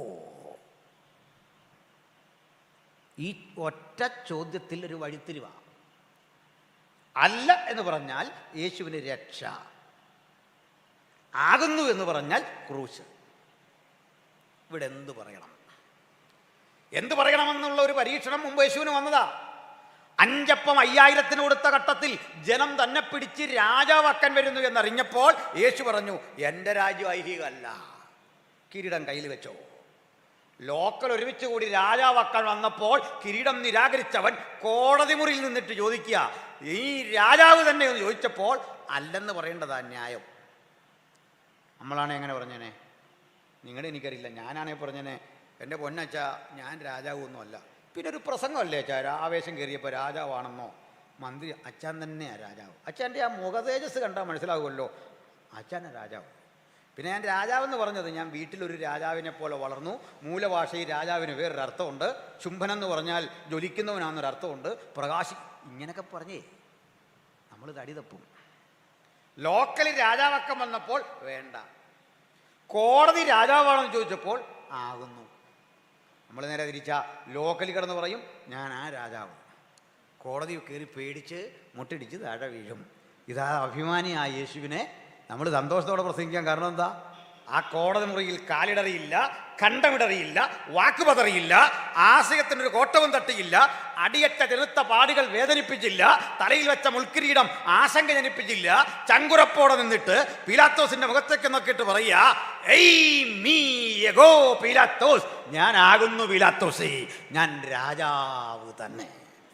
ഹല്ലേലൂയ, ഞാനാ രാജാവ്. പീലാത്തോസ് വരണ്ടു. പീലാത്തോസ് ഒന്നുകൂടി നോക്കിയിട്ട് പറഞ്ഞു, നിന്നെ രക്ഷിക്കാനും വെറുതെ വിടാനും എനിക്ക് അധികാരമുണ്ടെന്നറിയില്ലേ? യേശു ആ മുഖത്തേക്ക് നോക്കി, നിസ്സംഗതയല്ല അവിടെ, ആ മുഖത്തേക്ക് നോക്കിയിട്ട് അധികാരം പറയാ, ഇല്ലട കൊച്ചേ, നിനക്ക് അങ്ങനെ അധികാരമൊന്നുമില്ല. ഉയരത്തിൽ നിന്ന് കിട്ടിയില്ലെങ്കിൽ നിനക്ക് എന്ത് അധികാരം? ഇങ്ങനെ കോടതി മുറിയിൽ അടിപതറാതെ ചങ്കുറപ്പോടെ നിന്നവനാ നമ്മുടെ നാഥൻ. അവനെയാ നാം അനുഗമിക്കുന്നത്, അവനെയാ നാം പിന്തുടരുന്നത്, അവൻ്റെ വാക്കാ നമ്മെ ബലപ്പെടുത്തുന്നത്. ഇന്ന് രാത്രി അവൻ്റെ വാക്കെനിക്ക് ബലമാ, അവൻ്റെ വാക്കെനിക്ക് ശക്തിയാ, അവൻ്റെ വാക്കെനിക്ക് രോഗശാന്തിയാ, അവൻ്റെ വാക്കെനിക്ക് പുരോഗമനമാ, അവൻ്റെ വാക്കെനിക്ക് കൂടുതൽ കൂടുതൽ കരുത്താ. ഇനിയും ഞാൻ വെട്ടിപ്പിടിക്കാനുള്ള മണ്ഡലങ്ങളിലേക്കുള്ള യാത്രയിൽ അതെനിക്ക് പുത്തൻ ഉത്തേജനമാ. അവൻ്റെ വാക്ക് എൻ്റെ പ്രായത്തെ ചെറുതാക്കുന്നു, അവൻ്റെ വാക്ക് എൻ്റെ രോഗത്തെ നിഷ്പ്രഭമാക്കുന്നു, അവൻ്റെ വാക്ക് എൻ്റെ ആവേശം ഇരട്ടിയാക്കുന്നു, അവൻ്റെ വാക്ക് എൻ്റെ ക്രിസ്തീയ ജീവിതത്തിൻ്റെ തീഷ്ണത അഭിമാനകരമാക്കുന്നു. യേശുവിനെ അനുഗമിക്കുന്നു എന്ന് പറയുന്നതിൽ എൻ്റെ അഭിമാനം വർദ്ധിപ്പിക്കുന്നു. ഗുരു, അങ്ങ് കോടതി മുറിയിൽ പതറിയെങ്കിൽ, അങ്ങ് കോടതി മുറിയിൽ ക്ഷമയാചിച്ചെങ്കിൽ, അങ്ങ് കോടതി മുറിയിൽ പ്രാണന് വേണ്ടി കെഞ്ചിയെങ്കിൽ ഞങ്ങൾ ഇന്നിവിടെ കൂടുമായിരുന്നില്ല. ഞങ്ങളെ 2000 ആണ്ടായിട്ട് ഉലകത്തിന്റെ 5 വന്യഗ്രഹങ്ങളിലും കൂടിയിരുന്ന് പ്രസംഗിക്കാൻ, ആരാധിക്കാൻ പ്രേരിപ്പിക്കുന്ന ഘടകം ഒരുവന്റെ മുമ്പിൽ മുട്ടുമടക്കാത്ത ആ അജയ്യതയാണ്, ആ കരുത്താണ്, ആ ധാർമ്മിക ബോധമാണ്. അങ്ങനെയുള്ള ക്രിസ്തുവേശുവിനെ ഈ രാത്രി കർത്താവും രക്ഷിതാവുമായി ഞങ്ങൾ സമൂഹത്തിൽ ഉയർത്തിക്കാട്ടി വിളിച്ചു പറയുന്നു. മറ്റൊരുത്തലും രക്ഷയില്ല. നാം രക്ഷിക്കപ്പെടുവാൻ ആകാശത്തിന് കീഴിൽ മനുഷ്യരുടെ ഇടയിൽ നൽകപ്പെട്ട വേറെ ഒരു നാമവുമില്ല. സകല നാമത്തിനും മേലായ നാമം കർത്താവായ യേശു ക്രിസ്തുവിന്റെ നാമം. Hallelujah, praise the Lord. സാജരേ, ക്രൂശെടുത്തവൻ നമുക്കറിവുള്ള കാര്യങ്ങളാണ്, ഞാൻ ആ വഴി പോകുന്നില്ല. അവനെ ക്രൂശിച്ചു. ക്രൂശിച്ച ഘട്ടത്തിൽ എന്നെ ഏറ്റവും സന്തോഷിപ്പിച്ച, ചിന്തിപ്പിച്ച ചില ഘട്ടങ്ങളുണ്ട്. ഇതുവഴി കടന്നുപോയ യഹൂദന്മാർ ഒരു ബോർഡ് വായിച്ചു, നസ്രയനായ യേശു യഹൂദന്മാരുടെ രാജാവ്. 3 ഭാഷകളിൽ. ഇങ്ങനെ 3 ഭാഷ എന്നറിയണ്ടേ? നമുക്ക് തിരുവല്ല റെയിൽവേ സ്റ്റേഷനിലേക്ക് ചെന്നാൽ 3 ഭാഷയിലൊരു ബോർഡ് കാണാം. ഹിന്ദിയുണ്ട്, ഇംഗ്ലീഷുണ്ട്, മലയാളമുണ്ട്. എന്തിനാ 3 ഭാഷ? അതുവഴി വരുന്ന ബംഗാളി ഉണ്ടല്ലോ, ഭായിക്ക് വഴി തെറ്റല്, ഇതാ തിരുവല്ല. അതുവഴി വരുന്ന മലയാളിക്ക് വഴി തെറ്റരുത്, ഇതാ തിരുവല്ല. അത് പ്രാദേശിക ഭാഷ, മറ്റൊന്ന് ദേശീയ ഭാഷ. സായിപ്പ് ഇത് ഒന്ന് കറങ്ങണ്ട, ഇതാ തിരുവല്ല. അത് ലോകത്തിൻ്റെ ഭാഷ. ലിംഗ്വ ഫ്രാങ്കയാണ് ഇംഗ്ലീഷ്, ലോകം മൊത്തമുള്ള ഭാഷ. അന്നത്തെ ലിംഗ്വ ഫ്രാങ്കയാണ് ഗ്രീക്ക്, ലോകം മൊത്തമുള്ള ഭാഷ. അതിലെഴുതി വെച്ചു, ഇതാ യഹൂദന്മാരുടെ രാജാവ്. അന്നത്തെ ഔദ്യോഗിക ഭാഷയാണ് ലാറ്റിൻ. അതിലെഴുതി വെച്ചു, ഇതാ യഹൂദന്മാരുടെ രാജാവ്. അന്നത്തെ നാടൻ ഭാഷയാണ് ഹീബ്രു, യഹൂദന്മാരുടെ ഭാഷയാണ് ഹീബ്രു. അതിൽ എഴുതി വെച്ചു, ഇതാ യഹൂദന്മാരുടെ രാജാവ്, വഴിതെറ്റി പോകാതിരിക്കാനുള്ള ചൂണ്ടുപലക. ഇത് കണ്ടിട്ട് ഇവർക്കൊരു വിഷമം. മുഴു ലോകമേ മനസ്സിലാക്കിക്കൊള്ളണം, ഇതാ രാജാവ്, മാറ്റമൊന്നുമില്ല, ഇവനൊരു മാറ്റവുമില്ല.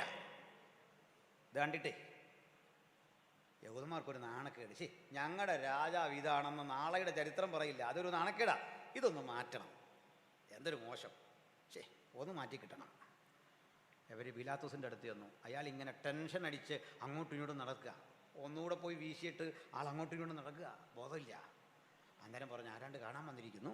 ആ, വരാൻ പറയൂ. വന്നു. എന്ത് വേണം? ഞങ്ങൾ യഹൂദരുടെ അഭിമാരാ. ഓ, വന്നണം, പറഞ്ഞാട്ടെ. സാറേ, ഒരു ആവശ്യം ഉണ്ടായിരുന്നു. എന്താ? നമുക്ക് ആ ബോർഡൊന്ന് തിരുത്തണം, ചെറിയൊരു തിരുത്ത്, താഴേക്ക് ഇത്ര എഴുതിയാൽ മതി എന്നിവൻ പറഞ്ഞു. ചെറിയൊരു തിരുത്ത്, ഞങ്ങൾ തന്നെ തിരുത്തിക്കോളാം, എക്സ്പെൻസ് എല്ലാം വഹിച്ചോളാം, അതൊന്നും അറിയണ്ട, താഴെ ഒരു ചെറിയ തിരുത്ത്. പീലാത്തോസന്മാരുടെ മുഖത്തേക്ക് നോക്കിയിട്ട് പറഞ്ഞൊരു വാക്കുണ്ട്, പീലാത്തോസിനോടും ബഹുമാനം തോന്നുന്നൊരു വാക്ക്. എന്താ പറഞ്ഞേ? അയാളുടെ ഭാഷയും ഞാൻ പറയാം. ഹോ ഗിഗരാഭോ ഗിഗരാഭൈ I have written what I have written. ഞാൻ എഴുതിയതെന്തോ അതെഴുതി. എടി കോർട്ട് ഓർഡറാ ഇത്, നീ തോന്നുമ്പോൾ തിരുത്താനൊന്നും പറ്റില്ല. ഹോ ഗിഗരാ ഹോ ഗിഗരാ വൈ, ഞാൻ എഴുതിയതെന്തോ എഴുതി മാറ്റില്ല. ശരി, കഷ്ടം. തിരിച്ചിവർ മനസ്സുകൊണ്ട് ശവിച്ചും പുലഭ്യം പറഞ്ഞു ഇങ്ങോട്ട് വരുമ്പോൾ ഉണ്ട് രണ്ടുപേരെ വീണ്ടും വരുന്നു. അപേക്ഷയും കൊണ്ട് വരിക. ഇവരങ്ങോട്ട് പോകുന്നിട്ട് പറഞ്ഞുകൊണ്ട് പോവുക, അയാൾ വെള്ളം ഒരപേക്ഷ എടുക്കുകയില്ല.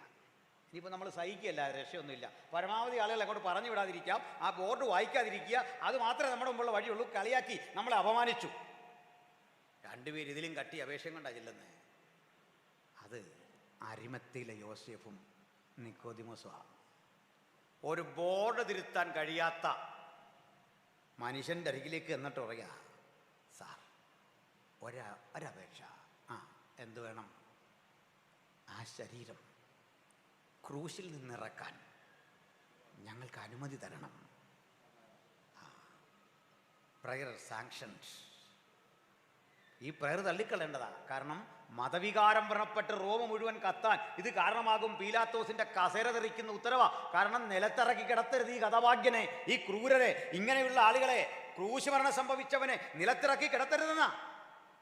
അതിനെ ലംഘിച്ചുകൊണ്ട് പീലാത്തോസ് പറയുക, പ്രയർ സസ്റ്റൈൻഡ്, പ്രയർ സാങ്ഷൻഡ്. അപേക്ഷ അംഗീകരിച്ചിരിക്കുന്നു. ഇതാണ് നമ്മുടെ ദൈവത്തിൻ്റെ പദ്ധതി. നമ്മുടെ ദൈവത്തിൻ്റെ പദ്ധതി ഇന്ന് രാത്രി തിരിച്ചറിഞ്ഞാട്ടെ. അസാധ്യതകളെ സാധ്യമാക്കുന്നവൻ, പ്രവചനങ്ങളെ നിവർത്തീകരിക്കുന്നവൻ, വാഗ്ദത്തങ്ങളെ നിവർത്തീകരിക്കുന്നവൻ, എത്ര പഴകിയ വാഗ്ദത്തവും നമുക്ക് വേണ്ടി തരാൻ കഴിയുന്ന ഒരുവന്റെ സന്നിധാനത്തിലാണ് നമ്മൾ ഇന്ന് വന്നിരിക്കുന്ന പ്രിയപ്പെട്ടവരെ. ഹല്ലേലൂയ. ഒടുക്കം ആ ക്രൂശിൽ നിന്ന് ഈ ശരീരം ഇറക്കാൻ അനുമതി കിട്ടി എന്ന് കേൾക്കുക മറ്റവന്മാർ ഓടി വന്നോട് പറയാ, സാർ ഇത്രയും സാറ് സമ്മതിച്ചല്ലേ ഒരു കാര്യം. അവരുടെ വാക്കിൽ ഞാൻ പറയുന്നേ, ആ പഹയൻ ജീവിച്ചിരിക്കെ മരിച്ചുയർത്തെഴുന്നേക്കെന്ന് പറഞ്ഞു. അവൻ്റെ ശിഷ്യന്മാരാരെങ്കിലും വന്ന് അടിച്ചു മാറ്റിയിട്ട് ഉയർത്തെഴുന്നേറ്റു എന്ന് പറയും. ഒടുവിലത്തെ ചതി ആദ്യത്തെ ചതിയിലും അധികമാവും. ഇവന്മാരിങ്ങനെ പറഞ്ഞതുപോലും ദൈവത്തിൻ്റെ പദ്ധതിയാണ്. അല്ല, ആരും കാണാതെ യേശു ഉയർത്തെഴുന്നേറ്റു എന്ന് പറയേണ്ട ഗതികേട് നമുക്ക് വന്നില്ലല്ലോ. പീലാത്തോസ് പറഞ്ഞു, ഞാൻ ഇത് ബന്ധനസ്ഥനാക്കുമെന്നല്ല, കാവൽക്കൂട്ടത്തെ തരാം, നിങ്ങളാലാവും ഇത് ഉറപ്പാക്കണം. മനസ്സിലായോ? പോലീസിനെല്ലാം അങ്ങോട്ട് തരാം, നിങ്ങൾ കൊണ്ട് ഉറപ്പാക്കിക്കോ, നാളെ എന്നെ കുറ്റം പറയണ്ട. ഇങ്ങനെ നമ്മളെ ക്രൂശിച്ച് ഇങ്ങനെ അടക്കിയിട്ട് ഉയർക്കുമ്പോഴാണ് ഒരു ത്രില്ലുള്ള. അതാ കാര്യം. അതാ ക്രൂശീകരണത്തിൻ്റെ ശക്തി. നമ്മൾ പാടൂലേ, ഉയർപ്പിൻ ജീവനാ, നിത്യാജീവൻ നൽകും കർത്താവിനോട് കൂടെ. റോമൻ ഇമ്പീരിയൽ മുദ്രകളെ തകർത്ത് കല്ലറയിൽ അടച്ചു വച്ചിരുന്ന മഹാശിലകളെ നിഷ്പ്രഭമാക്കി ഉയർത്തെഴുന്നേറ്റവനെ കുറിച്ചുള്ള അഭിമാനപൂരിതമായ സംഗീതമാ നമ്മൾ പാടിവിടുന്നത്. പ്രഭാതത്തിൽ നമ്മുടെ പൂർവികരൊക്കെ പാടിക്കെട്ട, ഇന്നും പാടിക്കൊണ്ടിരിക്കുന്ന ആ മഹത്തര വചനം എന്താ? ഇവനൊക്കെ അടച്ച് പൂട്ടിക്കെട്ടിയ റോമൻ ഇമ്പീരിയൽ മുദ്ര പതിച്ച ആ എല്ലാത്തരം ബന്ധനങ്ങളെയും തകർത്ത് ഉയർത്തവനെ കുറിച്ചുള്ള ആ വചനമാ നമ്മൾ പാടുന്നത്, നമ്മൾ പ്രസംഗിക്കുന്നത്. സ്തോത്രം. ഒരു പോയിന്റ് കൂടി പറഞ്ഞ് ഞാൻ നിർത്താം, സമയത്തും. പ്രിയരേ, എൻ്റെ സന്തോഷം ഈ ഉയർത്തെഴുന്നേറ്റവനെ ചിലർക്ക് പിടികിട്ടത്തില്ല. ഈ ക്രൂശുമരണമൊക്കെ പറയുമ്പോൾ നമ്മളീ പലരും കരയും. ഞാനും പണ്ട് ഈ ക്രൂശുമരണമെന്ന് കേൾക്കുമ്പോൾ കരയുമായിരുന്നു. എനിക്കിപ്പോൾ ആ കരച്ചിലങ്ങ് മാറി. കാരണം ഞാൻ ഈ ക്രൂശുമരണം എന്ന് പറയുമ്പോൾ കരയാൻ കാരണം പാസുമാർ പലരും ഈ ക്രൂശുമരണം പറയുമ്പോൾ കരഞ്ഞ് പ്രസംഗിച്ചപ്പോൾ ഞാൻ ഓർത്തു അവിടെ വരുമ്പോൾ കരയുന്ന പോലെ ഒന്ന് കാണിക്കണം. പിന്നെ മനസ്സിലായത് ഇവരാരും കരയുകയല്ല, ഒരു ടോണ് കൊണ്ട് കരയുന്ന പോലെ വെക്കുക. നമ്മുടെ കർത്താവിനെ അടിച്ചു. അവിടെ ഒരു ടോണിൻ്റെ ഒരു അഡ്ജസ്റ്റ്മെൻറ്റാണ്. പാട്ടുകാർക്കറിയാമല്ലോ, ഈ ടോണിലാണല്ലോ കാര്യം. പങ്കപ്പാടുകൾ അങ്ങനെ ടോണിട്ടാണ് ഈ പിടിച്ചു നിൽക്കുന്നത്. അതിൻ്റെ ആവശ്യമില്ല. കാരണം ഈ പങ്കപ്പാടും ത്യാഗവും ഒക്കെ കാണുമ്പോൾ നമ്മൾ കരയാൻ വരട്ടെ. ക്രൂശിനെ ശരിക്കും മനസ്സിലാക്കിയാൽ കരയുകയല്ല, ആവേശം കൊണ്ട് നമ്മൾ ക്രൂശിൻ്റെ മുമ്പിൽ കിടന്ന് ചാടും. അത് മനസ്സിലാക്കി ഒരുവനിൽ നിന്നാണ് ഞാനിത് മനസ്സിലാക്കിയത്. ക്രൂശിൻ്റെ വെളിപ്പാട് ശരിക്ക് കിട്ടിയ ഒരാളുണ്ട്, അയാളിത് മനസ്സിലാക്കിയതാ. അത് തൊട്ട് താഴെയൊന്നും അറിയില്ല, അരികിൽ നിന്ന യോഹന്നാനല്ല, അതിലേ പോയ കാണികൾ പലരും നിന്നിട്ട് ദുഷിച്ചു പറഞ്ഞ ആൾക്കാരൊന്നുമല്ല. ക്രൂശിൻ്റെ മഹത്വം തിരിച്ചറിഞ്ഞത് ധന്യനായ പൗലോസാ. പൗലോസ് ആത്മാവിൽ ഈ ക്രൂശിൻ്റെ ചുവട്ടിൽ ഒരിക്കൽ വന്നെന്നാണ് ഞാൻ വിശ്വസിക്കുന്നത്. ടൈം സ്ലിപ്പ് ഉണ്ടായതാണോ വെളിപ്പാട് കണ്ടതാണോ, ഏതായാലും അദ്ദേഹം ക്രൂശിൻ്റെ ചുവട്ടിൽ വന്നിട്ട് വിളിച്ചു പറയുക, സഹചരി കരയേണ്ട കാര്യമില്ല. കാരണം എന്താ ക്രൂശിൽ നടന്നെന്നറിയണ്ടേ? അവൻ വാഴ്ചകളെയും അധികാരങ്ങളെയും ആയുധവർഗം വെപ്പിച്ച് കീഴടക്കുകയാണ് ക്രൂശിൽ. ശത്രു സൈന്യത്തെ മുഴുവൻ പരസ്യമായ കാഴ്ചയാക്കി ജയോത്സവം കൊണ്ടാടുന്നെങ്കിൽ നാം കരയുകയല്ല, ആവേശഭരിതരാകണം. ഇരുട്ടിന്റെ ശക്തികൾ മുഴുവൻ കീഴടങ്ങിയ ഉജ്ജ്വല ആയുധത്തിന്റെ പേരാ ക്രൂശെങ്കിൽ ഒരുമിച്ച് ക്രൂശിനെ ഉയർത്തിക്കൊണ്ട് നമുക്ക് പറയാ, ഇതിന്റെ മുമ്പിൽ കീഴടങ്ങാത്ത ശക്തികളില്ല. ഇരുട്ടിന്റെ കോട്ടകൾ ഇടിഞ്ഞു വീഴുന്ന ഉജ്ജ്വലമായ ആയുധത്തിന്റെ പേരാ ക്രൂശ്. അതുകൊണ്ട് ക്രൂശിനെ തിരിച്ചറിഞ്ഞ, അതിന്റെ മഹത്വം തിരിച്ചറിഞ്ഞ നമുക്ക് ഒരേ സ്വരത്തിൽ വിളിച്ചു പറയാ, എനിക്കോ നമ്മുടെ കർത്താവായ യേശു ക്രിസ്തുവിന്റെ ക്രൂശിലല്ലാതെ പ്രശംസിക്കുവാൻ ഇടവരരുത്. ഇവിടെയാണ് ക്രൂശ് മഹത്വവൽക്കരിക്കപ്പെട്ടത്. ഇവിടെയാണ് ക്രൂശ് ശക്തിയുടെ ഉപകരണമായി തീരുന്നത്. ഈ ക്രൂശിൻ്റെ ചുവട്ടിൽ കരഞ്ഞും കണ്ണീരൊഴുക്കിയും ചില നിൽക്കുമ്പോൾ എനിക്കൊരു സന്തോഷം. യേശു പണ്ട് ഓടിച്ചു വിട്ട ആളാ നിക്കോദിമോസ്. യേശു വഴക്ക് പറഞ്ഞ് ഓടിച്ചു വിട്ടപ്പോൾ ഞാൻ മനസ്സിലാക്കുന്ന ഈ വഴക്ക് പറഞ്ഞ യേശു ആണെങ്കിൽ അതിനകത്ത് കൊണ്ടൊരു സന്തോഷമല്ലേ. ഇവിടെ പ്രായമുള്ള അപ്പച്ചന്മാരും പാസ്റ്റർമാരും ചെറുപ്പക്കാരൊക്കെ ഉണ്ടേ. പെമ്പിള്ളേരുള്ള അപ്പന്മാരൊരു കാര്യം പറയാമല്ലോ. ഈ പെമ്പിള്ളേരൊരു കാര്യം പറയും, പപ്പ അങ്ങനെ പറഞ്ഞതാ എനിക്ക് സങ്കടം, വേറൊന്നും അവർക്ക് വിഷയമല്ല. അമ്മ പറയുന്നതൊന്നും അവർക്ക് വിഷയമല്ല, പപ്പ പറഞ്ഞ സങ്കടം. അതിൻ്റെ കാരണം എന്താ? പാപ്പയോടുള്ള സ്നേഹം മോൾക്ക്. അപ്പോൾ പപ്പ എന്ത് പറയും? കുഞ്ഞെ വഴക്ക് പറഞ്ഞത് പപ്പയാണെങ്കിൽ ആ വഴക്കിൽ കൊണ്ടൊരു വാത്സല്യം. യേശു ആ നിക്കോദിമോസിനോട് പറഞ്ഞു, പോയിട്ട് വീണ്ടും ജനിച്ചിട്ട് വരാൻ. വലിയൊരു ഒറ്റ ഓട്ടമായിരുന്നു, പോയ വഴിക്കേ വീണ്ടും ജനിച്ചെന്ന് എനിക്ക് തോന്നുന്നത്. അന്ന് മുതൽ രഹസ്യ ശിഷ്യനായി. രഹസ്യ ശിഷ്യനാ, പാത്തും പതുങ്ങിയൊക്കെ നടന്നവനാ. കൂടെ അരിമത്തേലെ യോസേഫുണ്ട്. രണ്ടാളും ചെന്നിട്ടിത് പറയുമ്പോൾ, യേശുവിന് വേണ്ടി നിൽക്കാൻ തയ്യാറാകുമ്പോൾ ഇവരപ്പം തിന്നില്ല, കടൽ മീതെ നടക്കുമ്പോൾ ആർത്തു വിളിച്ചില്ല, മാർക്കോസിൻ്റെ വീട്ടിലെ വിരുന്നിന് പോയില്ല, മറ്റൊരിടത്തും പോകാത്ത രണ്ടുപേര് ക്രൂശിക്കപ്പെട്ടവനെ കൈക്കൊള്ളാൻ ചെന്നു. നമുക്കും ഇന്ന് രാത്രി അപ്പം തിന്നാനല്ല, ഭൗതിക സുഖമല്ല, നമുക്കും പറയണം, ക്രൂശിക്കപ്പെട്ടവനെ അവസാന ശ്വാസത്തിലും എനിക്ക് അങ്ങയെക്കുറിച്ച് പറയണം. ഇങ്ങനെ പറഞ്ഞ് അന്ത്യശ്വാസം വലിക്കാൻ ഒരു ഭാഗ്യം കിട്ടുമെങ്കിൽ അതാണ് സന്തോഷം. മക്കളെ ചൊല്ലിയുള്ള വ്യതയല്ല, വീതം വെച്ചതിലെ കുറവല്ല, ബാങ്ക് ബാലൻസിൻ്റെ അതേക്കുറിച്ചുള്ള ആശങ്കയല്ല, മരിക്കാൻ കിടക്കുമ്പോൾ വെള്ളം ചോദിച്ചല്ല, യേശുവിനെ കുറിച്ച് പറഞ്ഞിട്ട്, യേശുവിനെ വിശ്വസിച്ചിട്ട്, യേശുവിനെ വിളിച്ചിട്ട് മരിക്കണം. അവർ രണ്ടാളും കരം നീട്ടി ഈ ശവശരീരം കയ്യിലെടുത്ത് മൂറുമകിലും കൊണ്ടുള്ള കൂട്ടുകുട്ടി പൂശുമ്പോൾ മറ്റൊരു പ്രവചനം നിവൃത്തിയായി. അവൻ്റെ മരണത്തിൽ അവൻ സമ്പന്നന്മാരോടുകൂടെ ആ മഹത്തരമായ പ്രവചനം നിറവേറാൻ യേശു കണ്ടെത്തിയ രണ്ട് ശ്രേഷ്ഠകരങ്ങളായ കഥാപാത്രങ്ങൾ അവരാണെങ്കിൽ, ഈ ബലത്തോടെ, ഈ ശക്തിയോടെ നമുക്കും യേശുവിനെ ഏറ്റെടുക്കാം. ഇരട്ടിക്കരുത്തരായി, ഇരട്ടി ബലത്തോടെ നമുക്ക് യേശുവിനെ പ്രസംഗിക്കാം. ഇന്ന് രാത്രി വചനം കേട്ടവർക്കിടയിൽ യേശുവിനെ വിശ്വസിക്കുന്നവർ മാത്രമല്ല, യേശുവിനെ പ്രസംഗിക്കുന്ന ചില കൂടി ഉടലെടുക്കട്ടെ. എൻ്റെ മുമ്പിൽ ധാരാളം കുഞ്ഞുങ്ങളെ കാണുന്നു. കുഞ്ഞെ, നീ എഞ്ചിനീയറോ ഡോക്ടറോ ബാങ്ക് മാനേജറോ IAS ആരുമാകട്ടെ, ഒരു കാര്യം കൂടെ, ആ കൂടെ യേശുവിനെ കൂടെ പ്രസംഗിക്കണം, യേശുവിൻ്റെ പൈതലാകണം. അങ്ങനെ ആഗ്രഹമുള്ള മാതാപിതാക്കൾ എത്ര പേരുണ്ട്? മക്കളുടെ ഭാവി കേവലം ഭൗതികമായ സമ്പത്തിൽ മാത്രമല്ല, എൻ്റെ മകൻ എന്തുമായിക്കൊള്ളട്ടെ, അവൻ യേശുവിനെ പ്രസംഗിക്കണം, യേശുവുള്ളവനാകണം. ഇതാകട്ടെ നമ്മുടെ പ്രാർത്ഥന. കുഞ്ഞെ യേശുവുള്ളവനാകണം, യേശുവുള്ളവളാകണം. ഈ ബലത്തോടെ യേശുവാണെൻ്റെ സമ്പത്ത്, യേശുവാണെൻ്റെ സകലതും, ഈ ബോധത്തോടെ മുമ്പോട്ട് പോകാൻ തമ്പുരാൻ കൃപ നൽകട്ടെ എന്ന പ്രാർത്ഥനയിൽ ഉപസംഹരിക്കുന്നു. ദൈവനാമം മഹത്വപ്പെടുമാറാകട്ടെ. ആമേൻ.